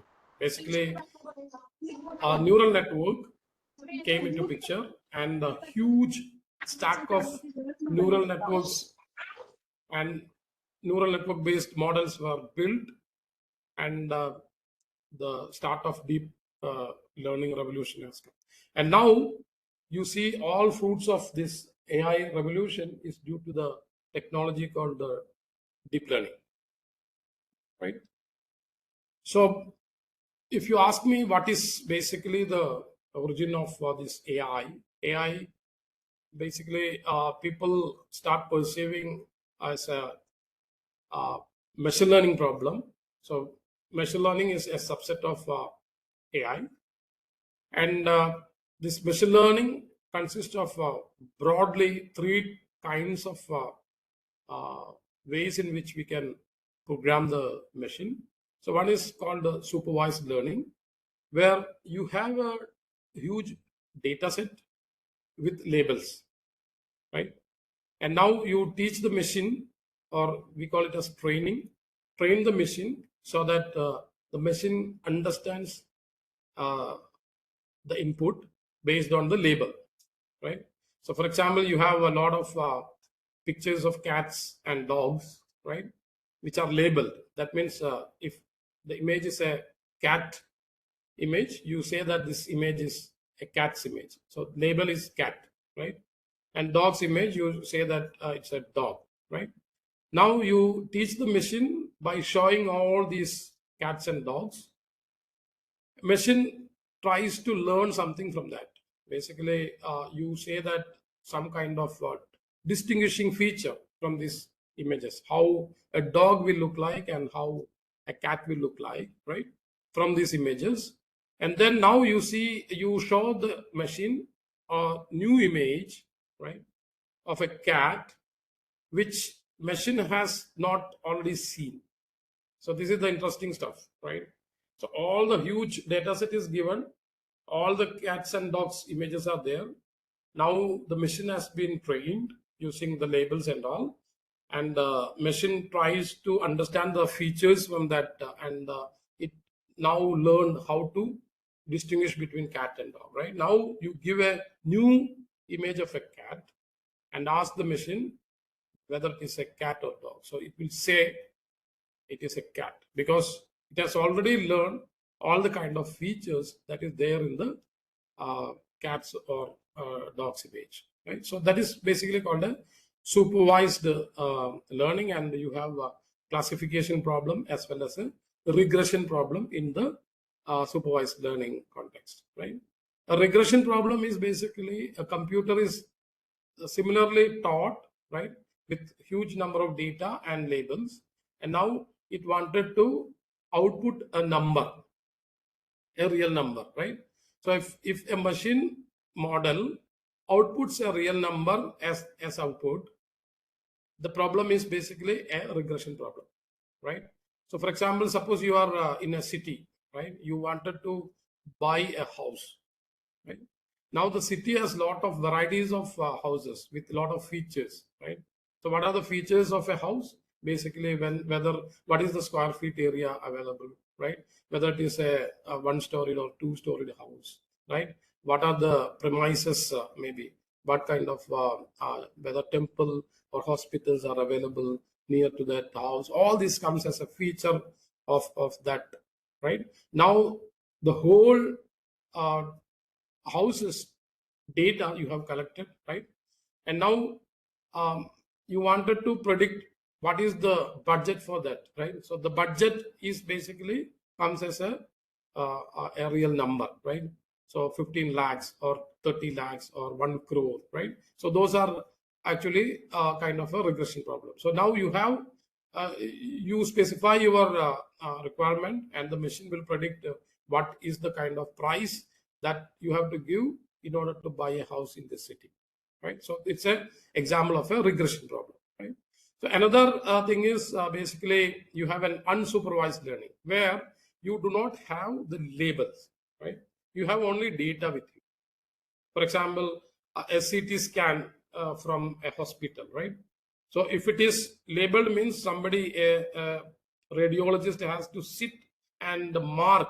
Suppose there is a cancer growth in some area, he has to mark it, right? If it is marked, then you call it as a labeled one. But many a times we do not have much radiologists, and lot of images are produced by hospitals, and you do not have time to label. Then you go for unsupervised learning, where machine will be automatically trying to learn the features from it, and then it will be used for decision making, right? Another area is I request to move. Hello?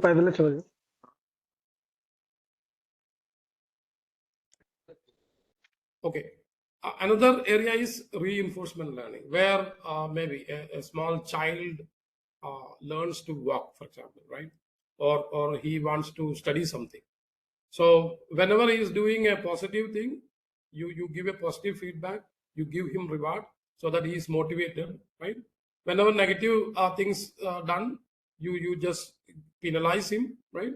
So out of that, it learns, right? The children or the child learns something. So this is basically called a reinforcement learning. So I was just trying to give you an idea of the machine learning context. What are the kind of maybe learning models are available? So one is supervised, another is unsupervised, and another is reinforcement learning. So now we quickly jump into basically to understand what is generative AI. So AI models which are capable of generating new and original content. So it could be a text, it could be image, it could be audio, video, whatever. So even there are generative AI programs which will generate code, right? So all of us are familiar with this. For example, the ChatGPT or Gemini, right, gives you, if you give a prompt, it will generate a lot of text. If you ask, kindly give me a poem, right, about this, then it will generate a poem for you, right? So this is a transformative kind of an idea, right? So machine learning things can be of two, you can classify into two ways. One is already you have some data, right? And from the data, it tries to learn some patterns, and then it uses for classification or clustering or something like that, right? Now here you have something, you learn, the model learns something, and from that it tries to generate something. So generation is a very maybe versatile thing, right? Recently only people came with this kind of an idea where the machines are able to, machine models are able to generate something, right? So let us try to understand basically what is happening. So, right? So maybe one of the oldest program, maybe which has some capability of generating is Google Translate. Okay. You know, in 2006 itself, Google has announced this project, Google Translate, and it was available. And now more than 113 languages or more than that is available, right? So what is the principle here? Basically, you are entering kind of a text here in some language. So let's say you have entered a text in English, and now you wanted to translate it, right, in another language, let's say in Hindi, right? So how this is possible? Basically, Google might have done a lot of trainings, right? So they have corpus, right? Corpus of text, both in the English language as well as the Hindi language, right? One maybe an idea where we can train such systems are having parallel corpus, right? Parallel corpus in the sense you have a text written in Hindi, and what is the corresponding parallel for the English, right?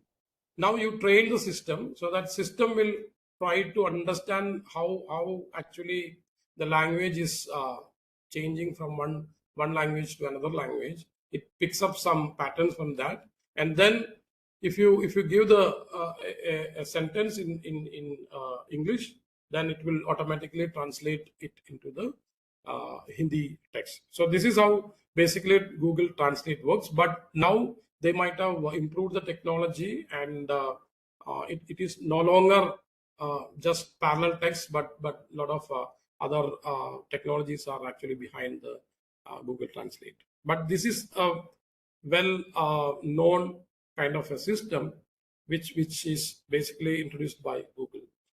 So let us try to understand what is basically a machine learning model, right? A lot of people will say that what is a model, right? But we have to understand at least what is basically behind it, and see, developing a model is a huge Herculean task. So I just wanted to highlight you why it is a very a Herculean task to develop a model, right? So let us just get an idea of a small baby neural network, right? So this is a simple neural network where you have as input units. I call it as units. You can see the red dots. They are input units. So we have 3 units here, right? And some connections are going to the next layer. So this is basically the green ones are we call it as a hidden layer, right? And you have a blue units. We have output. So these are 2 output units. So this is a typical architecture of any neural network, right? So now you can see the connections as well, right? Now let's try to understand how many parameters are there in the neural network, right? Then you can appreciate what I'm trying to talk about. What is the complexity of this neural network, etc., right? So with a simple example, so let us compute the number of parameters which this neural network actually been using, right? So so this is basically connections between the layers plus the bias in every layer, right? So let us say, so these units are basically biased. That means there is one bias connection per these hidden layers and in between. So let's see, there are 3 units, right? 3 units, and you can see that it goes to the all the 5 units, right? So this one unit has 5 links. You can see that, right? So this is a fully connected kind of a neural network. That means from here it goes to all the units. It need not be fully connected, but it's a now in the picture you have a fully connected neural network. So 3 multiplied by 5. So we are trying to compute the connections between layers, right? So 3 multiplied by 5. Then from here, you see there are 2 units, 2 links going to the output unit. Can you see that? 2 units, right? 2 links. So 2 links per 5 units. So 5 multiplied by 2. Then you have bias here and bias here. So bias here, right? So 5 plus 2, right? Output unit bias we are not maybe taking, or maybe input bias we are not taking. So this 5 plus 2. So 3 multiplied by 5. So 3 multiplied by 5 plus 5 multiplied by 2 plus 5 plus 2. So this is 32. So number of parameters for this neural network is 32, right? Now you see a real, that was a baby small neural network. A huge neural network like ChatGPT that you are familiar with. You can see the table here, and the last line of that table. You see the GPT-3 having 175 billion parameters. You can see in the first column, last entry, 175 billion parameters are associated with the GPT-3 model, right? GPT-4 is already available. GPT-4 will have much bigger number of parameters. Number of parameters basically implies how good your model is, right? Now you can imagine what kind of size the model, that means ChatGPT, right? When we say ChatGPT, it's very simple, small word, but the network behind it is a huge network, right? So it has a hidden layer. 96 hidden layers are actually inside the model, and each hidden layer itself is a huge neural network, right? Each layers itself is a huge neural network. So you can imagine what kind of a monster actually we are talking about, right?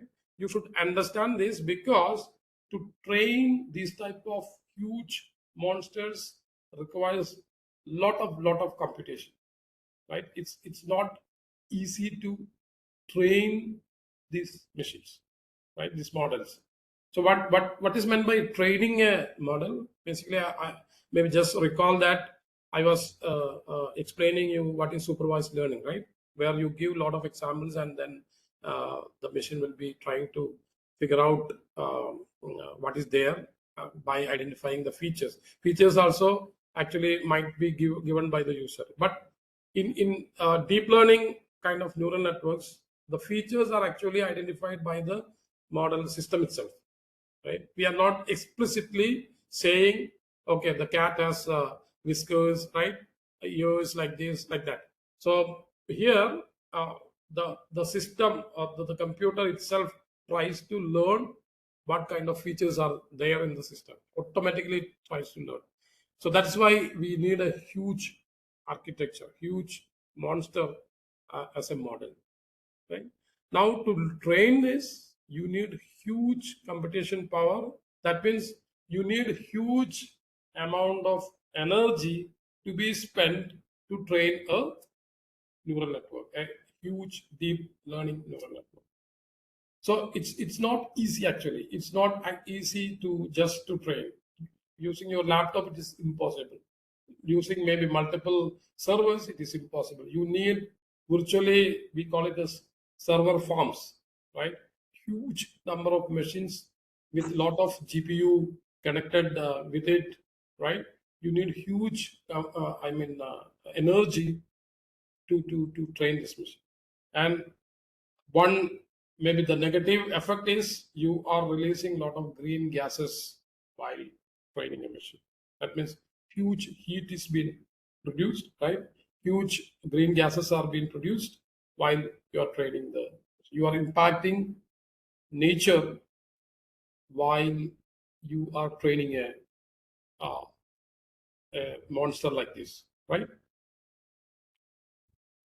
So I was just telling you there are two kinds of approaches, right? One is we wanted to, let's say, cat and dogs, we wanted to classify, right? So this is basically a classification problem where the model is nothing but how to discriminate these two, right? These two people, how to discriminate. So this is we call it as a model, and we call it as a decision boundary where it separates cats and dogs. So basically this is a classification problem where you classify given images into cats and dogs. But this is a kind of a generative approach where you have huge number of images of dog and huge number of images of cat, right? And you give the images to the machine, and machine tries to figure out basically what kind of distributions, right? Maybe a mathematical term I'm using, a probability distribution. It tries to understand the probability distribution of these images, right? Right, and then it tries to generate, right, a similar image from that. So this is called a generative approach. So it tries to generate, it learns the probability distribution from the given data and tries to generate new data from the given, maybe by learning the huge data that is given to it, right? So it is possible to produce lot of new data points that look like cats or dogs, right? So this is an amazing thing because you just give a huge number of examples, right? And then computer is able to learn what kind of probability distributions are there in the data, and then it is able to produce a similar kind of images from that. So that is amazing, right? So this is called a generative approach, and all this deep learning business or generative AI business is depending on or based on this kind of a generative approach. Now I just wanted to maybe again give you the number of parameters that is being used. So as I just told you, ChatGPT 3.5 version uses 155 billion parameters, and it was released in 2022. Now you have ChatGPT 4.5, and you see this 1.7 trillion parameters. All these units you have to picturize in your mind, right? And all the connections that is emanating from these units, you should picturize and see the in order to have 1.7 trillion parameters, how much units and how many connections in between you must have to have this type of a huge model, right? So I just wanted to give you an idea of maybe how the neural network look like when you say just a ChatGPT or Gemini or related type of things. Now I just wanted to compare it with a human brain, right? Human brain and what kind of number of connections are actually there in the human brain and the models that we have actually trained, right? Maybe as a computer scientist, I won't extend the artificial neural network to the human neurons, right? People just say that, okay, we tried to maybe model a neuron, right, which is similar to human brain. But maybe I'm of an opinion that still there are a lot of things we have to learn about human brain. Human brain is not actually well studied, right? This is just just a toy kind of a comparison, right, with the neural network that is there in the human brain and the artificial neural network that is given as a picture here, right? So now you see that 10 to the power of 14 connections are there. It is maybe scientists, biologists are saying that 10 to the power of 14 connections, right? Human brain connections are there, and around 10 to the power of 11 neurons are there in a human brain, right? So now you see that in 2023 we tried to achieve 10 to the power of maybe nearly 10 to the power of 12 connections only. You see, maybe 10 to the power of 12 from 10 to the power of 13 to reach there is a huge gap is there, right? You cannot just add one more neuron and you can add, maybe don't think that you can achieve there by just adding some few number of neurons, right? But it's saying that the number of connections in the artificial models that we have developed is far away from the actual human brain number of connections. We have to reach there. But this is just a comparison, right? But okay, now we have types of generative models.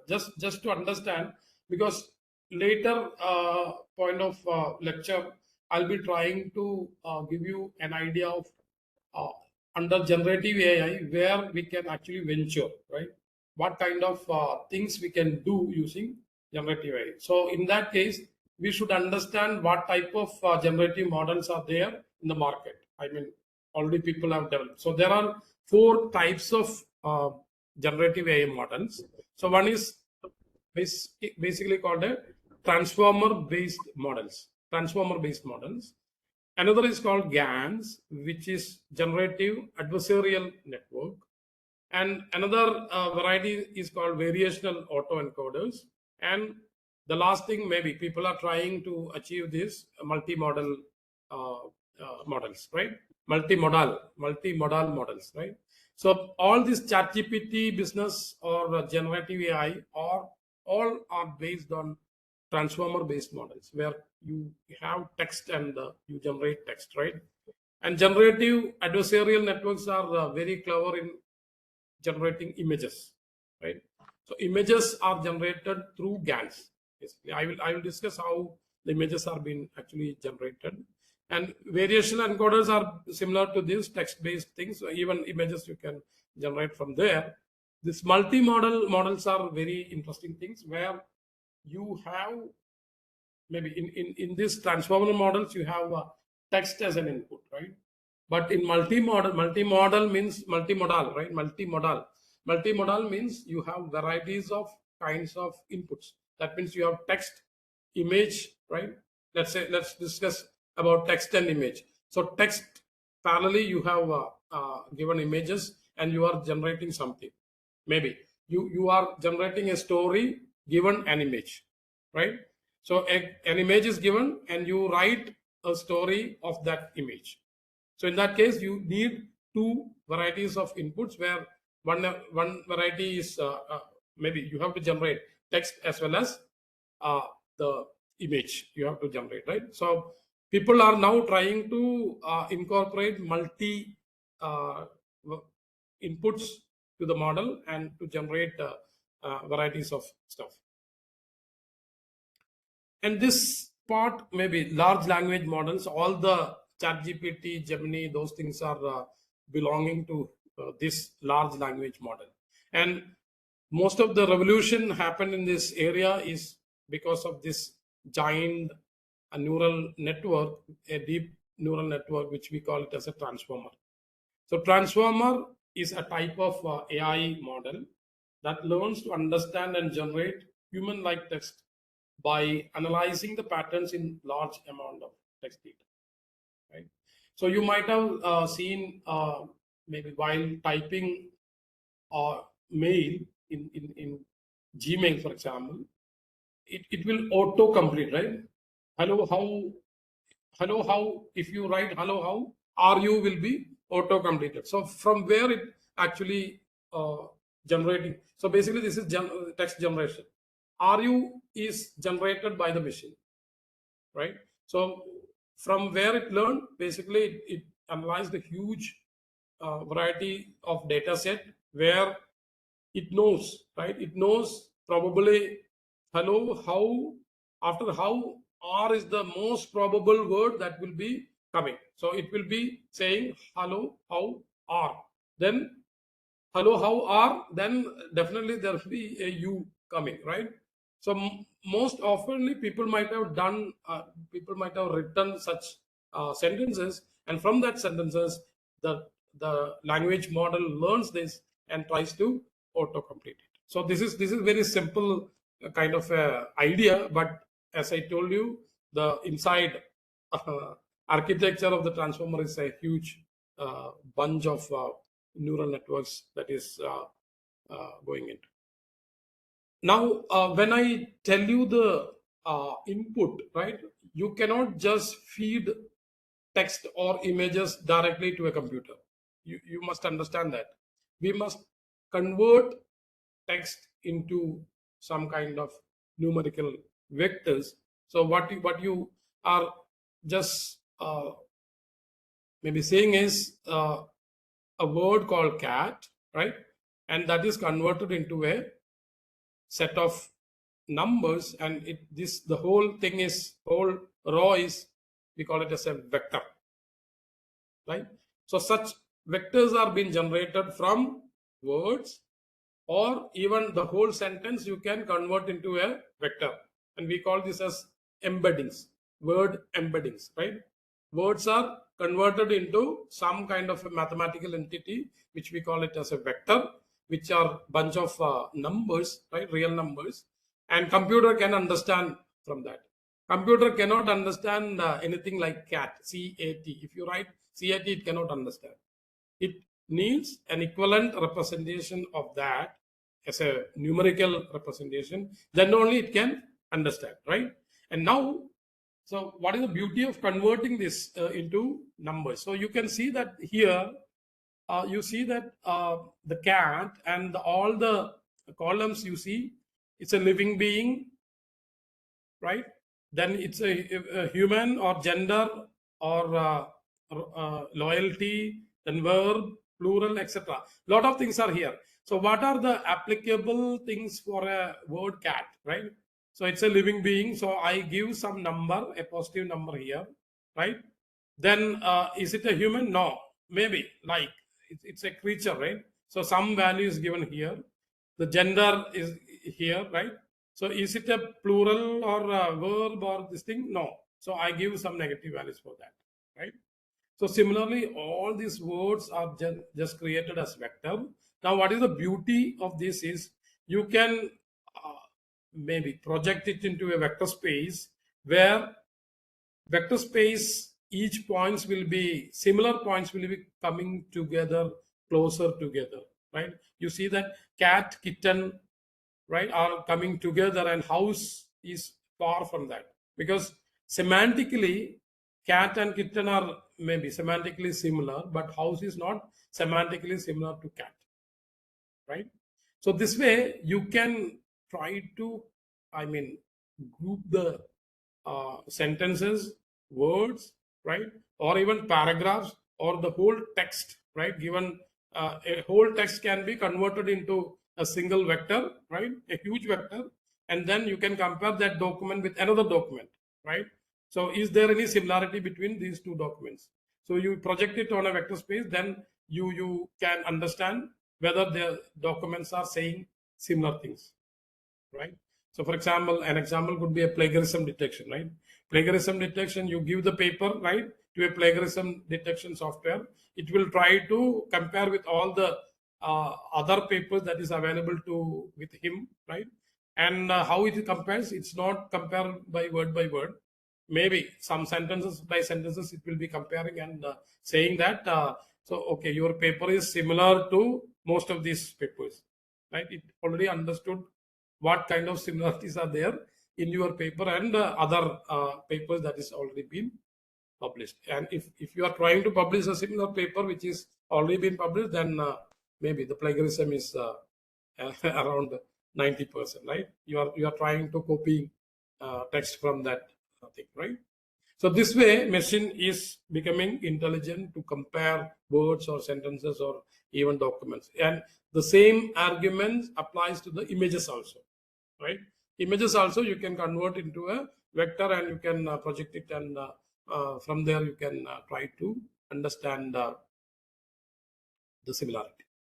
So I will just give a pause here, and I will just wanted to maybe take some questions. If there are questions, maybe you can ask in the chat box. whatever I told, right, till now, maybe you can put your questions or maybe comments or arguments. If you have something which maybe you're not agreeing with me, you can just post in the chat box so that I can take it and answer your questions. So I will give you 2 minutes to just to have a look on your questions. Sir, I am Dr. Shainke George. I just want to know that how to manage the ethical things in language model. Okay, so ethical things. I haven't described anything on ethical things, but maybe since you have asked the ethical things, so maybe as I pointed out, the models are basically trained on a huge data set, right? So these data sets, I told you the example of an ImageNet, right? ImageNet is a huge collection of images which were available on maybe public domain, right? On internet, right? And if you are training your model without maybe getting permission from those authors who have contributed those images, there are ethical issues, right? There are ethical issues. That means you are not getting permission from that, right? Now, maybe I have given you another example of checking plagiarism, right? There also, suppose maybe the plagiarism model itself is trying to get data from, let's say, a publisher, let's say a science direct, right? Science direct is a platform where elsewhere is the publisher who is publishing a lot of articles, right? Now, if you are taking articles from there to train your model without the permission of elsewhere, then kind of ethical issues are coming, right? So similarly, in medical field or law field, wherever, right, data usage is without permissions, then a lot of ethical things are. So yeah. Sir, So can make I sure add a that. point? Yeah, please go ahead, sir. Sir, it's a typical issue of a copyright infringement, and Yeah. Recently Arjit Singh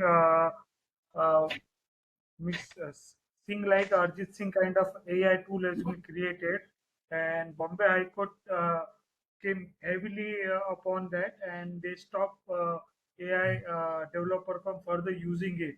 Similarly, Correct. ANI versus so now these are one of the central issue in AI development. They need a data set, and data set is available, which is most of them is a copyright.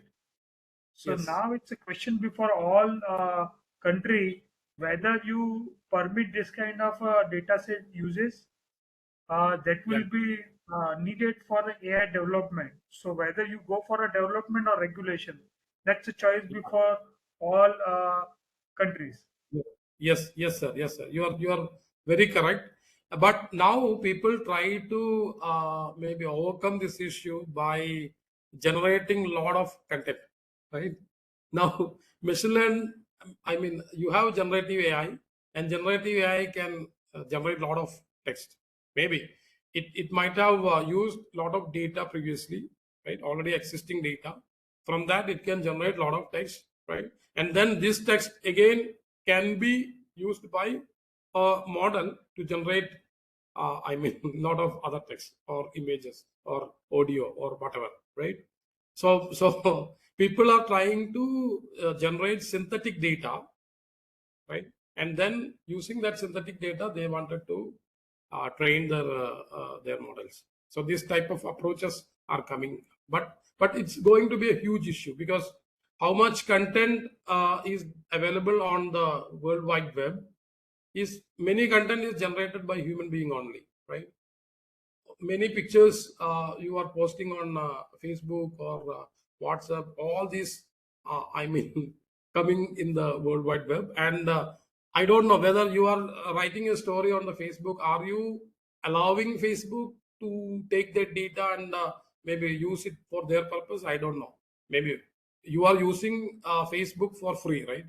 So whenever you are using Facebook for free, I mean, you might have agreed upon a maybe the data that is generated by, posted by me might be used by Facebook without my permission, right? So these are the precisely the terms and conditions of various social media platform. Whatever data we upload, they have a royalty-free worldwide right to use our data without our permission. So these are we never read, we just accept and move on. Yes, sir. Yes, sir. Yeah, definitely. No. See, my question is, let's say Google tries to charge you, okay, to use any kind of its maybe offerings. Facebook is going to charge you for any kind of service that it is providing. Amazon is going to charge you, right? So what will happen basically? Maybe the contribution of people from varieties of places will be going low, because so that's why maybe this internet, the business of internet as a whole has evolved by giving something for free. And Google actually knows, maybe Google started their business in 1995, right? The search engine, they have developed search engine and published it 1995, way back in 1995. From there, people were just doing a lot of keyword searches, those things. Every data that has been generated by us is now with Google, right? So that is why they are able to come up with huge kind of models, right? And Wikipedia, we might have contributed in Wikipedia, right? A lot of documents are there in Wikipedia. A lot of text is there in Wikipedia. And Wikipedia was published as an open source kind of a stuff, so that anybody can take the data and maybe use it for developing. But now there are, we call it as paywalls, right? Even the news publishers, right? They put a paywall for these type of models. If the model comes and asks data, you pay the fee and then you take the data, right? So such kind of models are actually evolving. Yeah, Dr. Shine, is there any other questions? I cannot Sir, see there the is a chat question in box chat box. Sir, there is a question asked by Ramya Armenon. It says, voice also learned by machine. Does it has a name? Pardon me, voice? Voice is also learned by machine. Does it has a name? It is asked by Ramya Armenon. Yeah, definitely. Voice, audio is also maybe like text. Like text, you can give lot of audio clippings to the model, and you can try to generate equivalent kind of. I mean, Anu, you can mute because echoing. Yeah. So yes, audio. Maybe in the later slides, I will try to explain that. But whatever that is available as data, and if you are able to convert it into a vector, as I just explained as a numerical vector, you can train a machine so that it can generate similar kind of a stuff. So that is the underlying thing, right? So there is Any one other more question? Yeah, please. Yes, sir. So what is the reliability and accuracy of data generated or analyzed by generative AI? Yeah. Okay. So it's a good question. Basically, you have seen the evolution of ChatGPT, right? ChatGPT 1, 2, 2.5, 3, 3.5. Now it is 4.5, right? What people were trying to do is actually they are trying to create, generate text which are accurate, right? So this accuracy is actually related to the content that is being given to the ChatGPT prompt, right? So what kind of questions that you are prompting? It's called prompt, right? If you have right prompt, right, and the model might have seen a lot of data related to your prompt, right? And the answer generated by the prompt will be accurate. But if it doesn't have data with it, let me ask, maybe let me shoot one question. Who is Dr. G. Santosh Kumar, right? Immediately ChatGPT will say that I don't have any answer because I don't have any data pertaining to that, right? Or let's ask a question like, what is the Space DX mission of India, right? See, this ChatGPT, those things are actually trained using data that is available till maybe 2021 or late 2021. And this is a new information, right? So ChatGPT will not be able to generate an answer for that because it doesn't know actually, right? So to answer that, it has to take the data till today, right? Retrain its model and give it to you. Then only it will be able to answer your question. I mean, the latest kind of thing. So accuracy depends on, right? Accuracy depends on how much information it has, right? That is one thing. Second thing is, even though it doesn't have anything, for some questions, it will try to generate some text, right? Which is not at all connected to the, answer that you are expecting. And this particular thing is called hallucination. So models can hallucinate. That means it generates some random kind of output which nowhere related to the question that you have asked, because it doesn't have anything to answer that question, right? Or maybe a part of the question it is not able to answer, but it can generate something which is a hallucinated text, right? Which not a reliable kind of an answer, right? So answer to your question is yes. Now the new models like Gemini, ChatGPT later version, right? Those things can generate accurate answers depending on what kind of prompt that you are giving, right? And if it has data with it, definitely you will get a accurate kind of answer, right? Hope I have answered your question. Any other question? Sir, there is a question asked by Ankit Yadav. Okay. So, as I have shown in a graph earlier, presently the AI parameters are still less than neuron connections in human brain. Is it possible for machines to bridge this gap? And will bringing AI close to the human potential help with the AI hallucination problem? Yeah, that's what all the companies are actually trying to do, because you can expect ChatGPT version 10. Okay, I mean after 4.5 they will release 5, but the problem is, as I just told you, it's now not the problem of the model. Basically, you cannot just increase the number of connections. I mean, the neural network, the bunch of neural networks that is inside this kind of transformer models, you cannot just blindly increase it, right? Now, if you are increasing it, you are getting only slight improvement in the result. That's what our report says.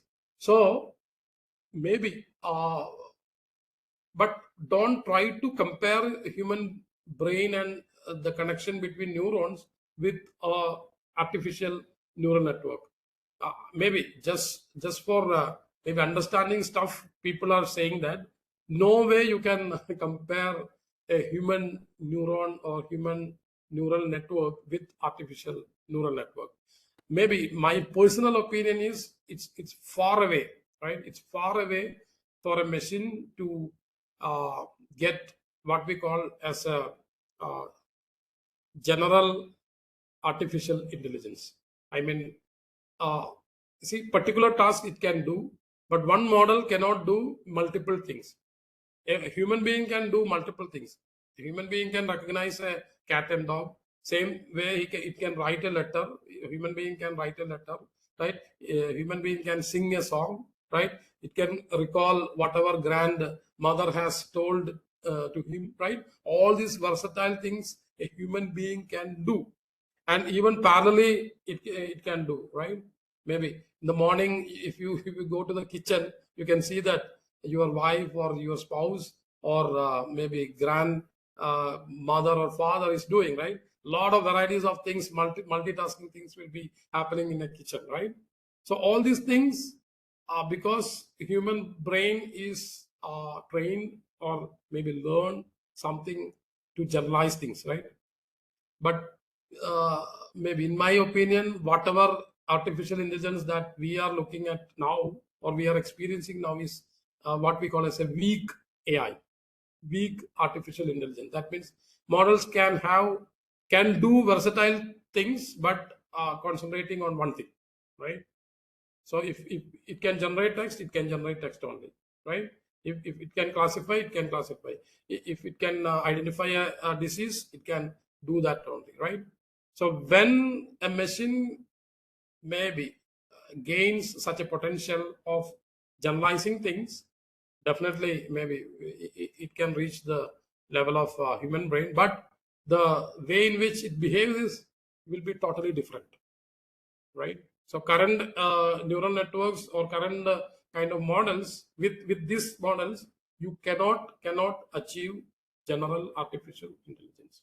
So that is my answer for that question. So don't worry, human machines will not replace human beings. No. Sir, there is one more question asked by Shank Chobe. Sir, are there techniques other than NN or ANN used for generative AI? Yeah, definitely. There are a few models that is coming up, which we call as diffusion models. Now people are trying to generate images, right, using diffusive models. And there are varieties of other new models are coming up. Maybe people are investing on it. One is called a spiking neural network model, which is maybe comparatively different from all the kind of neural networks that we have seen. So there are models which are coming up. People are experimenting with these things. Success, maybe some models have shown success as well. Yeah, we need actually a transformative change in the thinking and devising new type of models. Yeah. Sir, I have one more question. I'm shy. Yeah, please. Yeah, my question is, see, if you have a property, how to ensure that it's transparent? I mean, we should have something just like I have a property in Cochin, or I have a property in Bangalore. How to make it? I mean, ourselves. I mean, lot of corruptions are going there. No, So how can maybe. how can make it? No, Shine, could you just explain? I couldn't get. You have properties here and there, okay? What do you mean by make it transparent? Transparent means from whom? Register office. We have a lot of problems there. Could you repeat? Register office. We have a lot of problems there. Problems like what? We need to register the Aadhaar. Okay. Then, but it's not too much transparent. Is there anything we can do with generative AI? Maybe I'm very sorry. I'm too old to understand your question. Could you just give me a use case of what you are saying? Yeah, I just registered a document. Okay. In Bangalore. Okay. And next level we have to register for another to register office and everything. But there is no transparency there. Transparency in the sense who is blocking you from transparency? I mean the government and the people there. people in the office. Okay. How can you make it more transparent? Maybe maybe I will take your question later, but it might need a lot of explanation. So maybe let us. Yeah. A lot of questions are coming there. Okay. Okay. From Shall Rajesh we? Sharma. Yeah. Yeah. Whatever data we get from the ChatGPT, it collects the data to improve its version from large number of people using it. We are getting data from ChatGPT and whatever data we are get from the ChatGPT, it collects the data to improve its version from large number of people using it. Okay. Now, is it collecting data? That is your question? Yeah.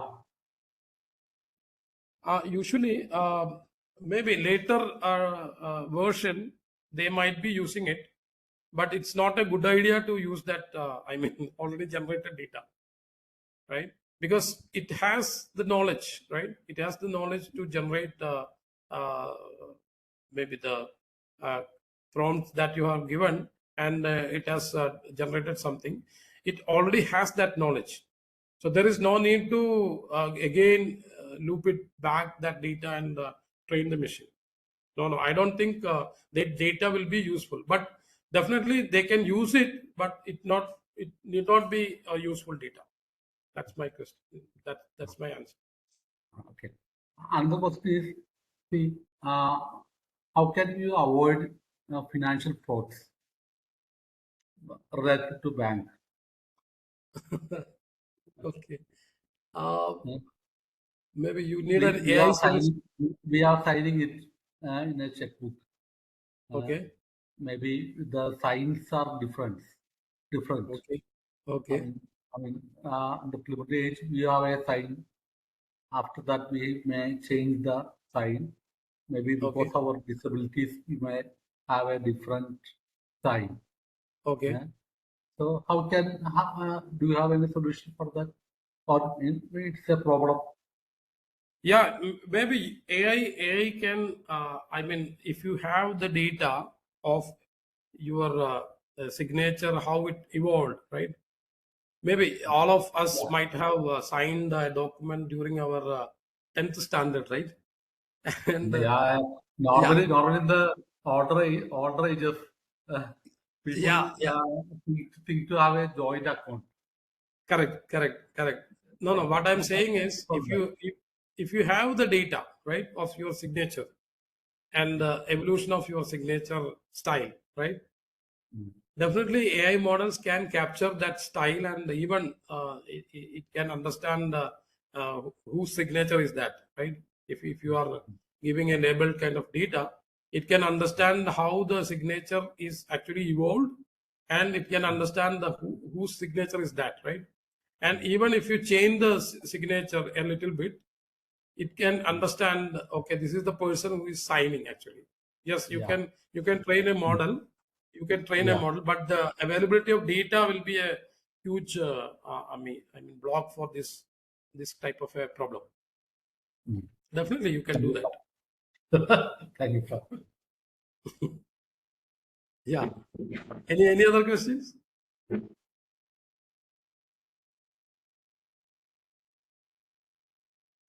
If there are no questions, maybe I can just continue. Can I continue? Yeah, sure. Yeah, yes. Okay. So I think we have taken a break and just we are returning to our discussion. So technical details, I think we will be just mentioning it and just going, because I have to come to the stage where maybe a lot of AI models and how we can get into this AI type of business, and what kind of opportunities are there. So I just wanted to explain that, right? So I will just skip this, the how LLM is actually working. Maybe it's a too technical content though, so I will not.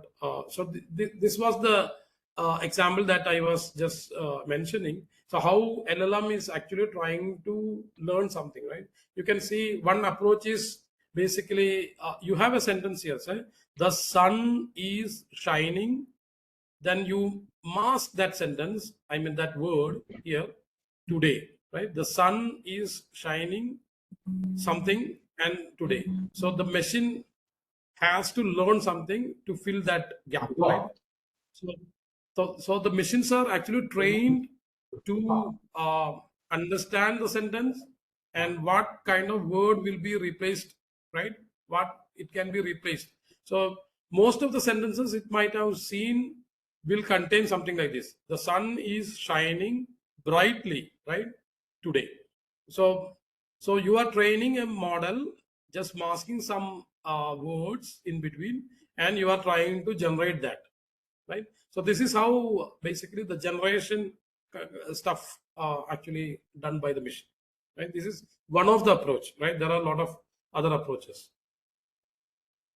And you see the number of words processed by LLMs during their training. You see that all human written text is here. It is already approaching that, right?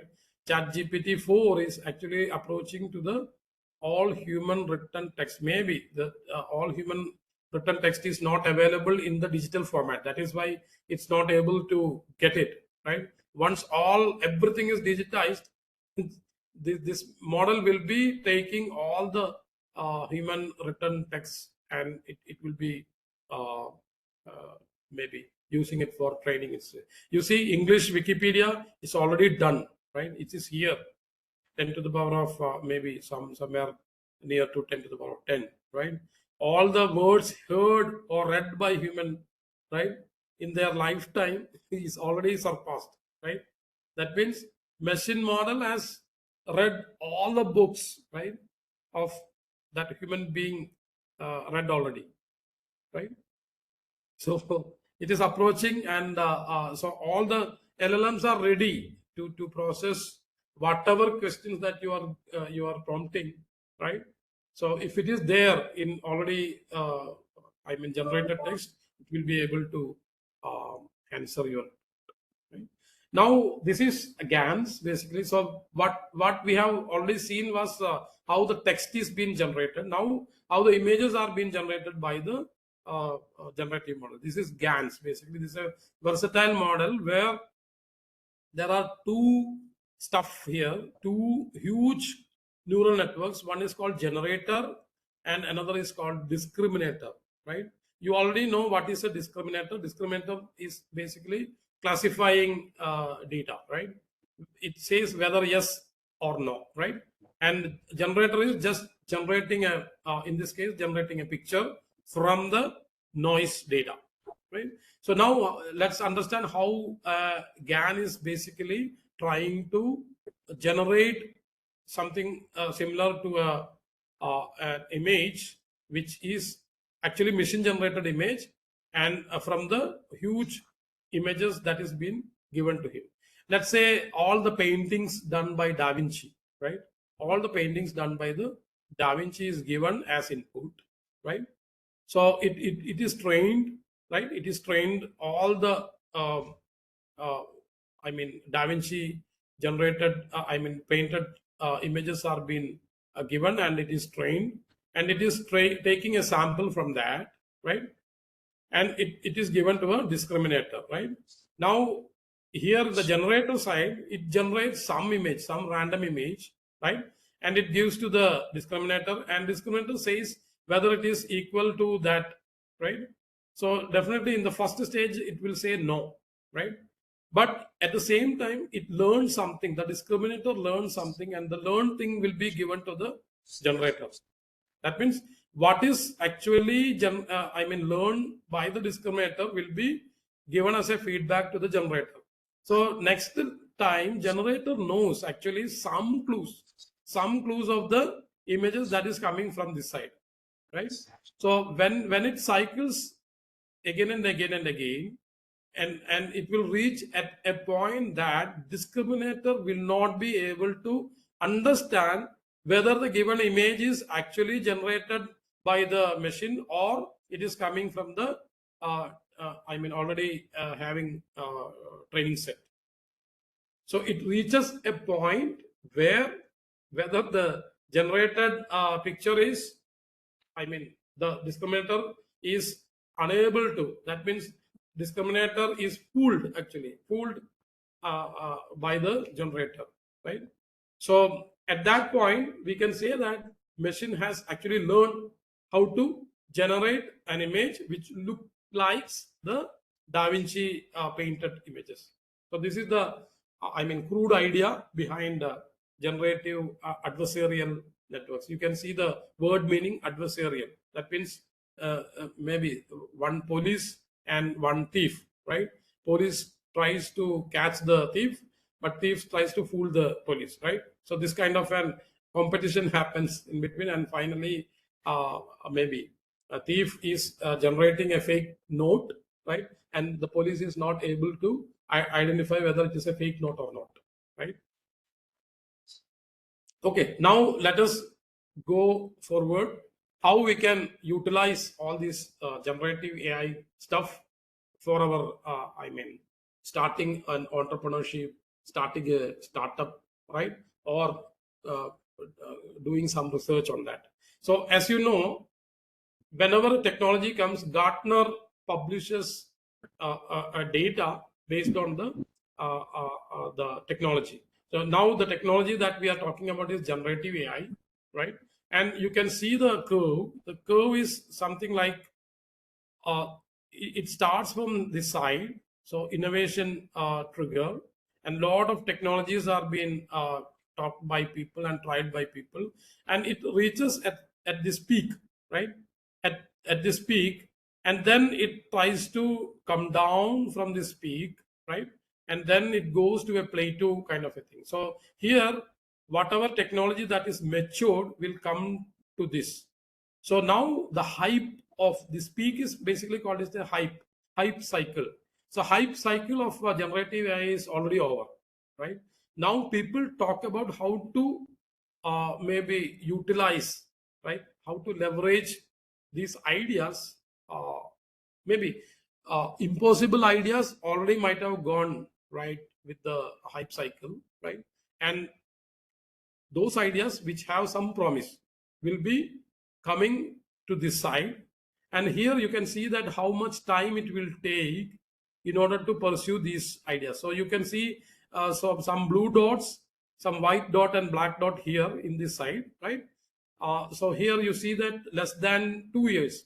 So the white dotted things, right, will have less than 2 years. We will be able to mature that idea, right? And blue dots, basically you have 2 to 5 years to mature. And the black dot, it has 5 to 10 years to get matured, right? So we can think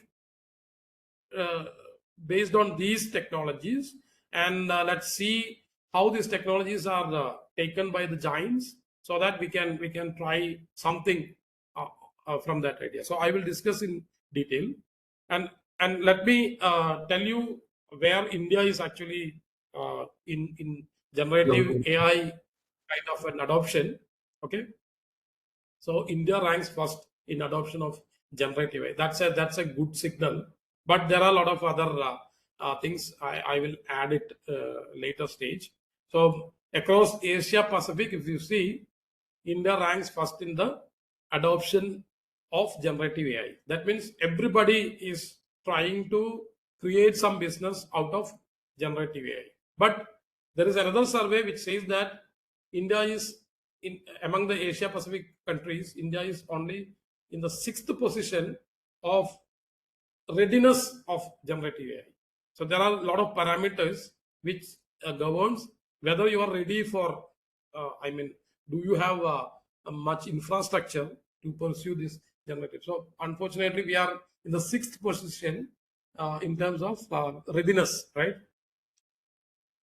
I don't know whether you can see the slide.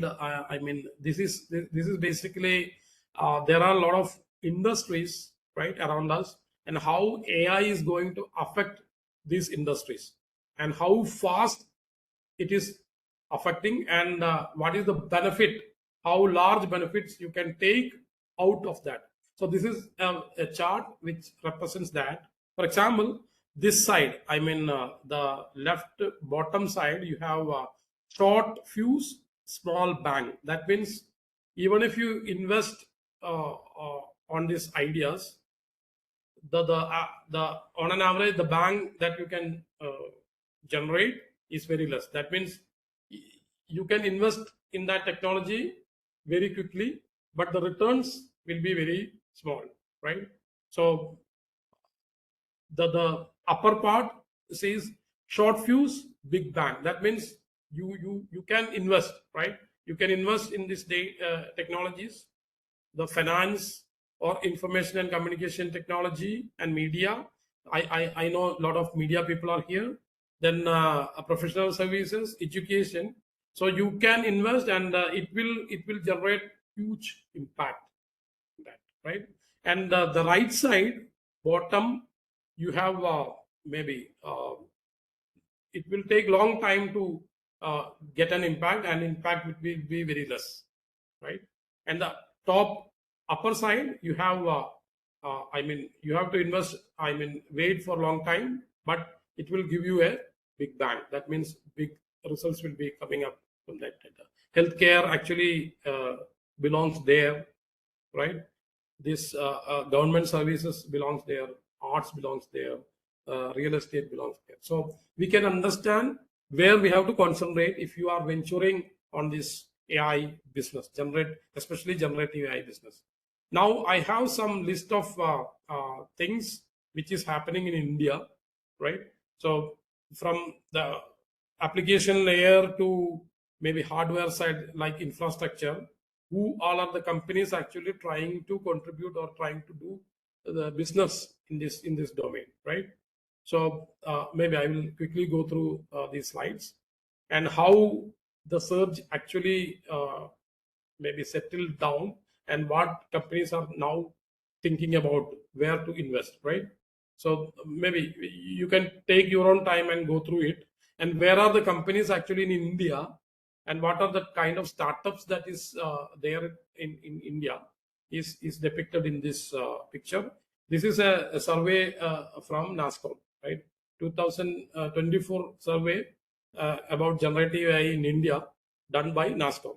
So maybe the credit goes to NASCOM, not it's, the data is not generated by me. It's a NASCOM data, right? Now you see that infrastructure generative AI startups. So here, one thing we have to understand is, maybe I told you Google started in 1995. From there, they were building a lot of infrastructure, right? Most of the returns from the Google, they invest on building infrastructure, because they know only with infrastructure they can sustain their business.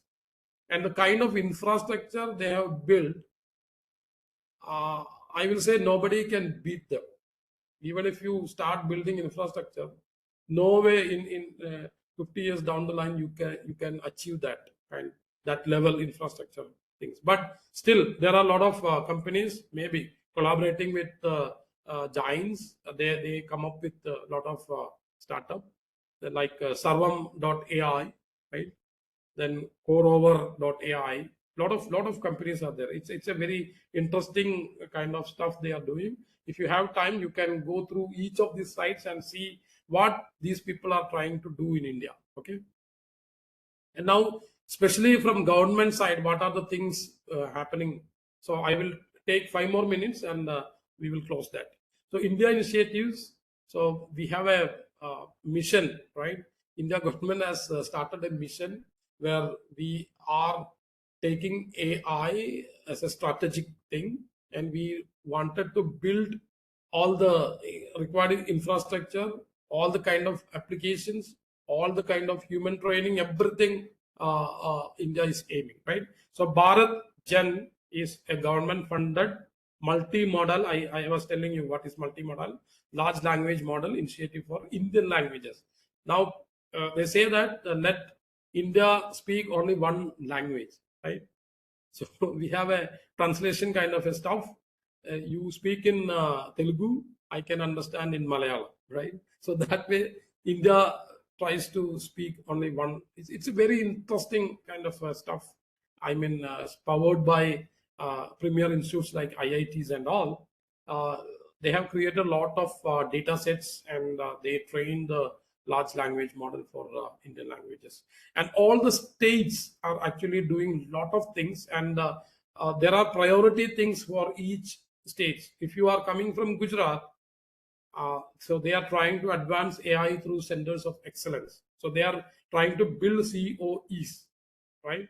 So they are dedicated to healthcare, agriculture, and sustainable cities. So government is pumping huge amount of data in that. So if you are coming from Maharashtra, they are again AI for agriculture, healthcare, and education. So they are pumping a lot of investment in that area. If you are coming from Tamil Nadu, so they have a mission, artificial intelligence mission, and a 5-year plan is being built, and they are trying to build Tamil Nadu as AI hub, right? So all states are competing each other, but they have varieties of visions to build. Karnataka is leveraging AI to transform education, right? So they have started a co-pilot kind of a stuff, which is called Siksha, right? So AI generated platforms, education related platforms, right? Then Andhra Pradesh is doing smart cities. Telangana is giving AI for e-governance. Kerala has a vision for generative AI. A lot of stuff is going on, and you might have seen this Bhashini kind of a stuff where I mean, the translation of languages, right? So our government, India government, is very proud to announce this Bhashini project, and many of the researchers are actually utilizing the data set that is available in under Bhashini. And somebody was asking voice related things, right? It's a voice related, I mean, voice data basically. You speak in one language, the other party hears in another language, understands in another language, right? Now let's see the opportunities that is there around this generative AI business, right? One is model ops. Like I mean, the computer science guys out there might have heard more. I mean, DevOps, right? DevOps. So what is lacking is, see, we are developing a lot of AI models. We train it, right? And we produce some results, and this model can be utilized for this purpose. But industry actually needs a structured approach where we wanted to systematically build this, test this, right? Deploy this, and attract users to use this, right?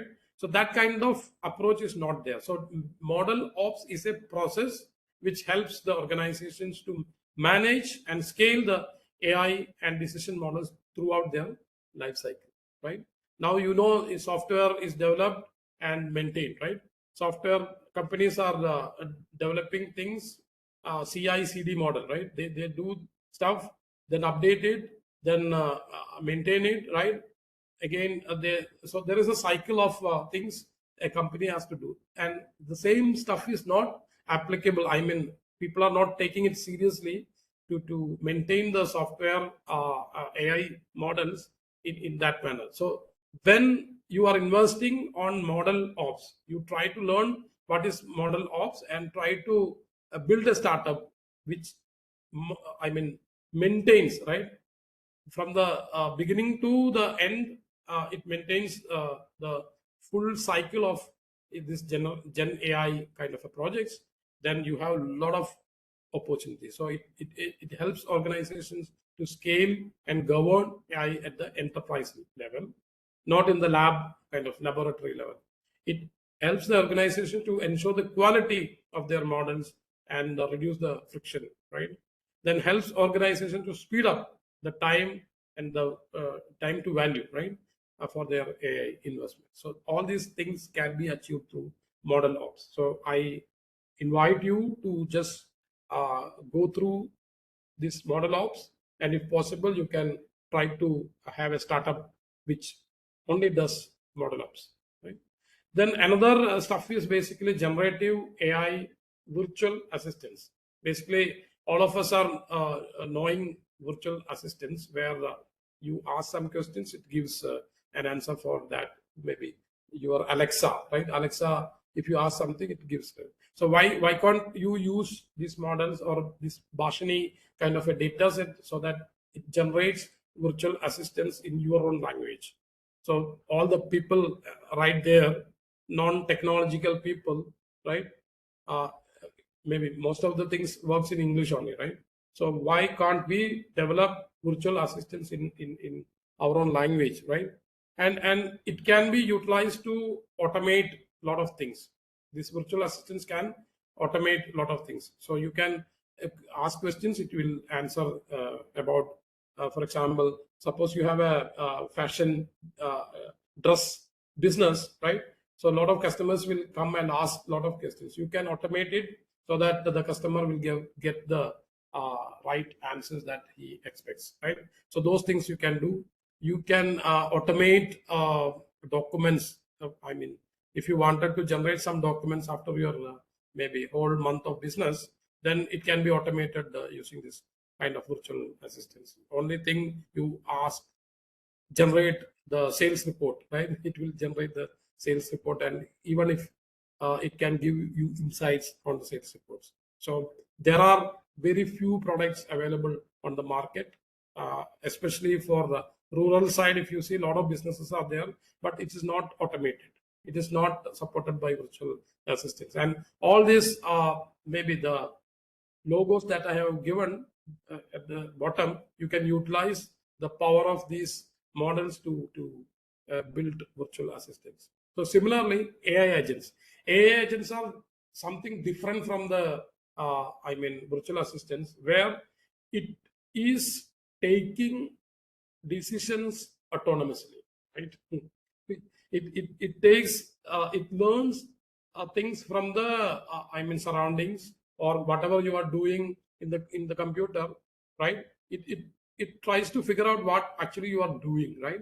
And then if you allow, it can do the stuff for you. So for example, morning you wake up and turn on your laptop, you wanted to check some bunch of mails coming from your organization. So it can check all the mails and tell the maybe a concise summary of the mail, right? And if somebody wants a reply for that, it can reply by itself, right? It knows the way in which you interact with that customer, or maybe the mail, how you are replying. It knows from the past experience and all. It can generate a kind of a template kind of a stuff, and it can send the mail. Then it goes to the WhatsApp, it checks the WhatsApp messages and tells you what are the important messages, right? So that you can, you can utilize your time more productively, right? So this is not a, simple stuff you can do, but the future is, maybe most of the companies are trying to do AI agents. So identify some, small kind of area where you can utilize this type of AI agents so that it helps the person to do his business, very effectively, right? So I will stop with some of the challenges. Very maybe important challenges. There are a lot of challenges are there, but I just wanted to tell you at least 3 challenges which we have to have a mind on that. So the challenges are arising from social, then search engines and the generative AI are closely interconnected. So let us see the things. One challenge is the centralization of power. I was telling you the story of Google making the infrastructure, right? So we don't know actually. There is a kind of centralization of power happening, right? So all these platforms don't think that it will be free for maybe down the lines, right? Some time people will, the huge corporates will think, okay, now we stop the access of these models. Only If you pay, then only we can give you model, or they will decide basically what kind of data set trained and what kind of results are to be given to our country, what kind of results could be given to the African countries, right? Lot of stuff is there actually. So, I mean, this can control the information, the privacy, and the potential for abuse also, right? So centralization of power is very, I mean, scary kind of a thing. So you see that this maybe this is LLM training price, right? So price in US dollars. In the y-axis, you can see that the billions of dollars are required to train the machine, right? So you need huge infrastructure, you need a huge amount of energy for training, right? And it is affecting our earth, etc. But to train a huge monster like ChatGPT 4, it's a huge amount, right? So it can be handled only by tech giants, right? So they are going to marginalize all the smaller firms and concentrating power within a few dominant players, right? So whatever innovations, maybe these people can do the innovation, and maybe without money and all, we are far behind. We might be far behind. Another is basically what we call is algorithms. A lot of algorithms are actually coming up, right? And we call it as echo chambers, right? Echo chambers, I will be just giving you the thing with a diagram. You see, in Facebook or WhatsApp or many other social media things, some political discussions are happening, right? And you can see that there are echo chambers. See, you are not actually reading the whole story and trying to understand and take a neutral stand, right? What you are doing is whatever news that you are getting, right? And based on that, you believe that this is happening like that, right? And pardon me, no way you are getting a neutral stand. Why this is? Because the algorithms control what type of data that you have to see. For example, YouTube. If I open my YouTube, I mean, log into my YouTube channel, I will get a lot of recommendations. And these recommendations may not be the same recommendation that Shine George is getting, right? So algorithm already learned this kind of stuff. So algorithms are actually trying to create echo chambers, and it blocks the okay, so give me 2 more minutes, I will stop.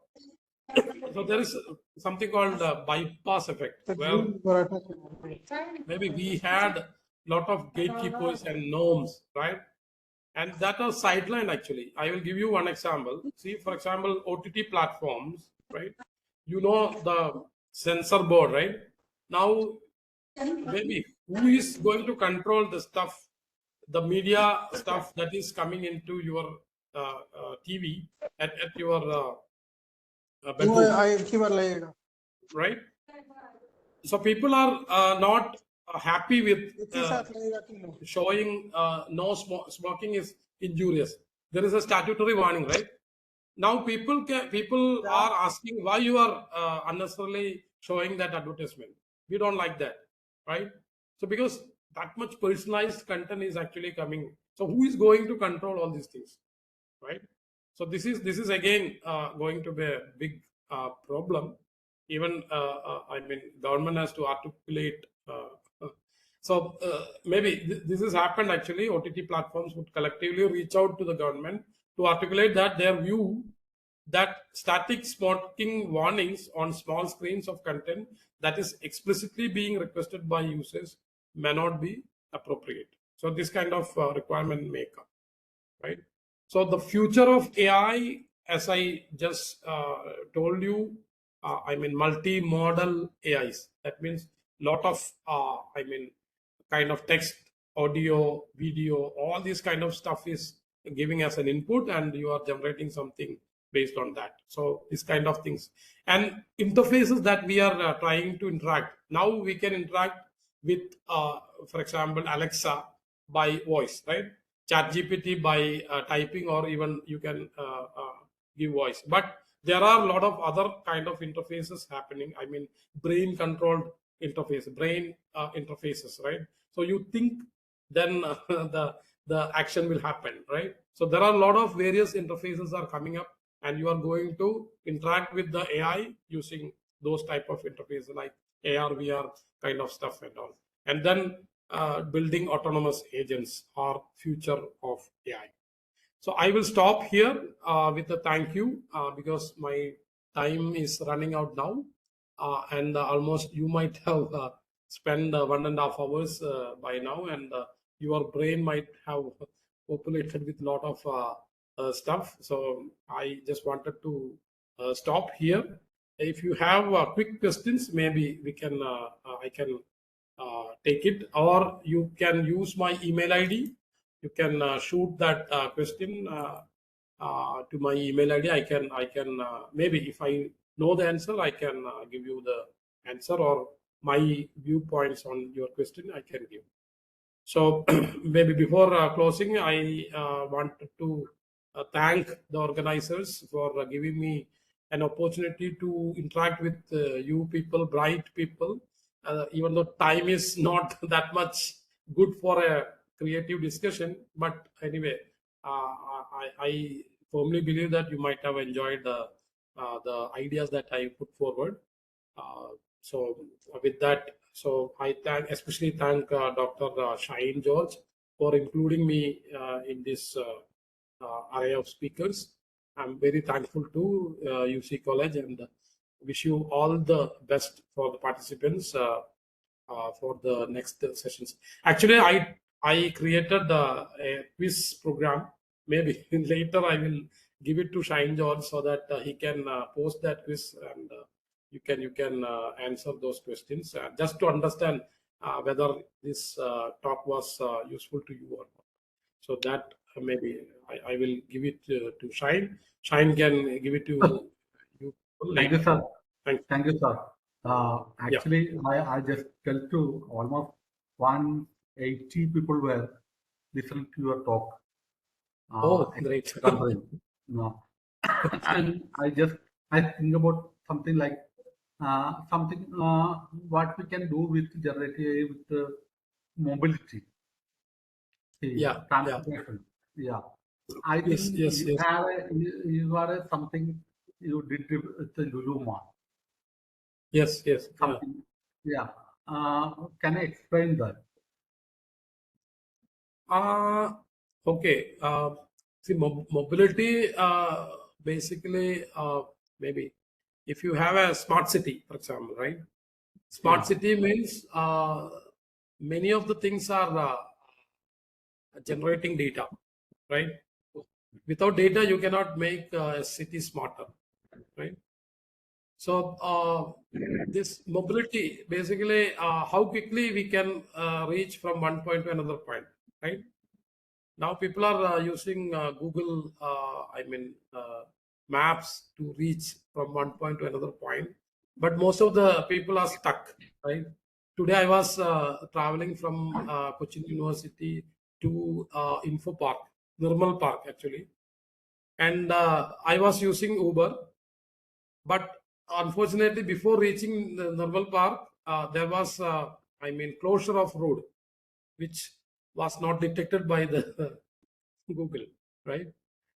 It didn't have much information on this road is blocked, and I have to detour, and it took another maybe 15 minutes to reach the Nirmal Park. So that was actually not known to even Google Map.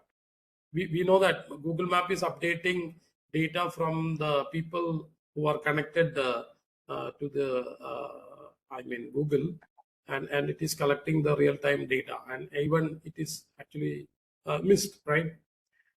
So similar way, the parking also, right? Parking, before you reach Lulu Mall, you must be able to know whether you will be getting a parking slot or not. Now it is not possible, right? You have to reach there and see all the red lights blinking because there is no slot and you are searching for a green light, right?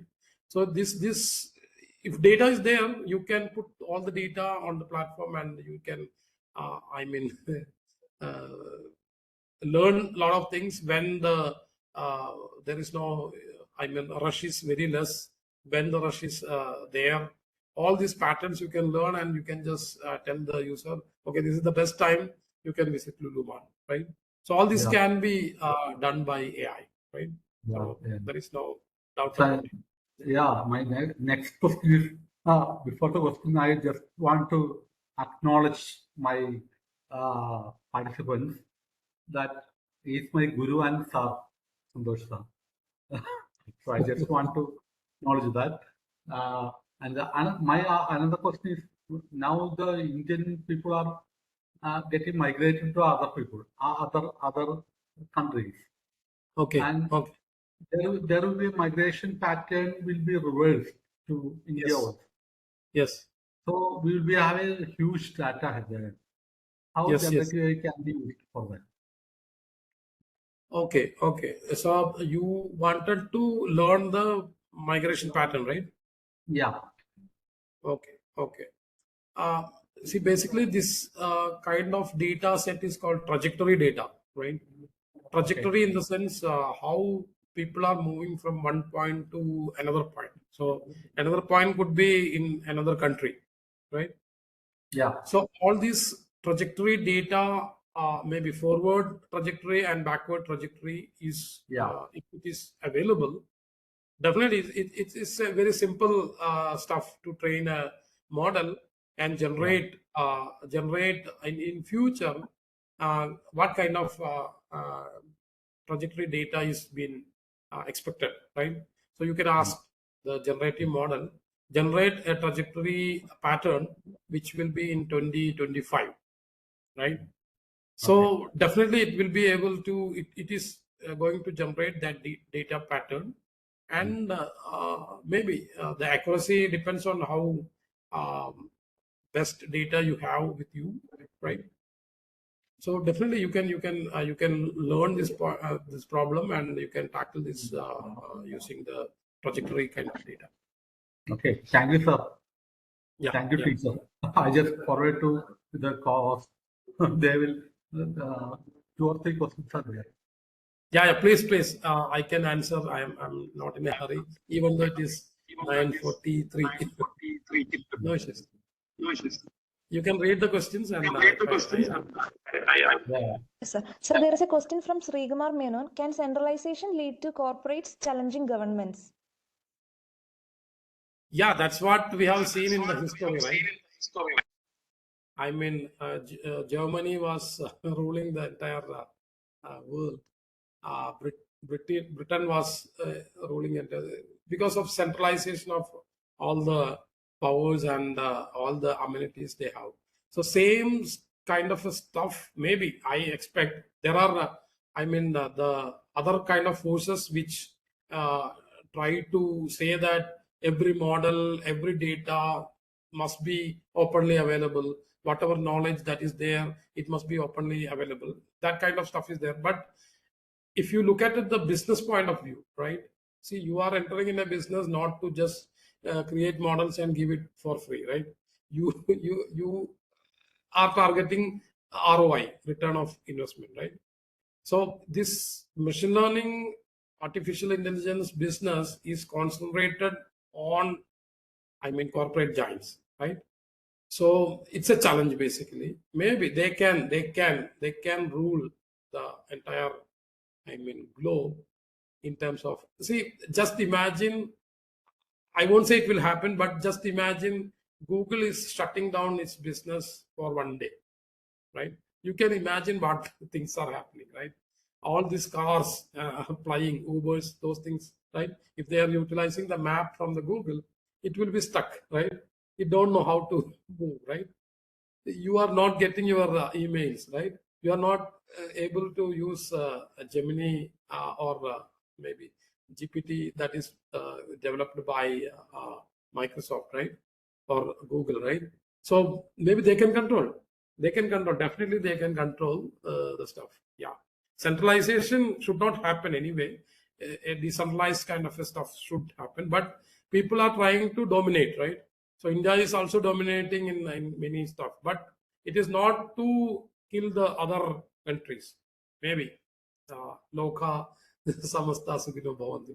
We believe in that kind of a mantra, right? So yeah, centralization is a problem, definitely. Sir, there is one more question. Yeah. Sir, as we discussed generative AI, how is prompt scalability managed with the billions of interactions? No, prompts, basically prompts are again text, right? You are giving maybe prompts, I mean bunch of text to the model, right? And this model is, I mean, you have a parallel interfaces for this model, right? Like if you are playing YouTube, you are not actually playing the YouTube from the same server, right? It is a content delivery network, basically content delivery network, CDNs, right? We will be interacting with a machine which is very close to us, right? So there is a technology where you wanted to distribute all these services, right? So that people will get the service from the nearby distributed point, right? So same way all these technologies are working. I mean, even Gmail or whatever you are trying to get, it's not coming from a single kind of a server.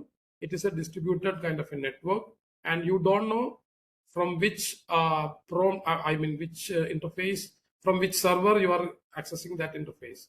So you are accessing an interface now, may not be the same interface that you are accessing the next time, right? So that way it is distributed. So it can handle huge number of prompts. There is, it's a parallel kind of, distributed kind of interface they have developed. That's a already solved problem. I mean, I hope I have answered your question. Yes, sir. Okay, sir. Thank you, sir. Okay, then I think. Yes, sir. So shall we conclude? Yes, I'm done. So the PPT is already been shared with time. Those who are maybe curious about what is the content of that can use that PPT for further learning. I'm open to. I mean, the PPT was developed from materials that is already available on the net. I didn't got time to explicitly acknowledge the each and every images that is there, but maybe it is already acknowledged. I mean, nothing is from my side. Maybe a PowerPoint presentation is required to drive the entire show. That is why I have used, and you can use it for free. There is no issue. Sure, sir. Thank you. On behalf of everyone present, we extend our heartfelt gratitude to Dr. Santosh Kumar Gopalan for delivering an insightful session. Your expertise and engaging presentation shed light on the fascinating advancements and transformative potential of generative AI. The session not only deepened our understanding of the subject, but also inspired us to think critically about its applications and implications in various domains. Thank you once again, sir, for your valuable time. Yeah, thank you so much. Thank you all participants. The journey of growth and learning never stops. As we come to the end of today's session, we take a moment to express our sincere gratitude to each and every one of you for your active participation, enthusiasm, and willingness to learn. We would like to extend a heartfelt thanks to all the speakers who took the time and effort to conduct today's session. Your expertise, insights, and dedication have made this FDP a valuable learning experience for everyone involved. Thanks to Mr. Rajan Bedi and Dr. Santosh Kumar Gopalan. Thanks to all the participants for their active engagement. Thank you once again for your invaluable input. Yeah, I just one point before closing. Maybe the participants were very great participants because continuously they were interacting with me. Usually driving an screen to screen kind of a session is very tough and boring. But I enjoyed a lot. Only because all the participants were trying to interact and asking me questions. So hats off to all participants. Okay, thank you. Thank you, sir. Thank you, sir. For the participants, please fill the feedback form Can for I both leave? sessions Can I leave, provided madam? in chat box. Yes, sir. You may, sir. Thank you, sir. Thank you. Participants, please, a gentle reminder. Please fill the feedback form for both sessions provided in chat box. The first session's feedback form is once again shared as the response is less. Those who have not filled the feedback form, please fill it. Those who have filled, please ignore. Make sure you fill this as it marks your attendance. Tomorrow, participants, please log in by 5:45 p.m. and the session will start by 6 p.m.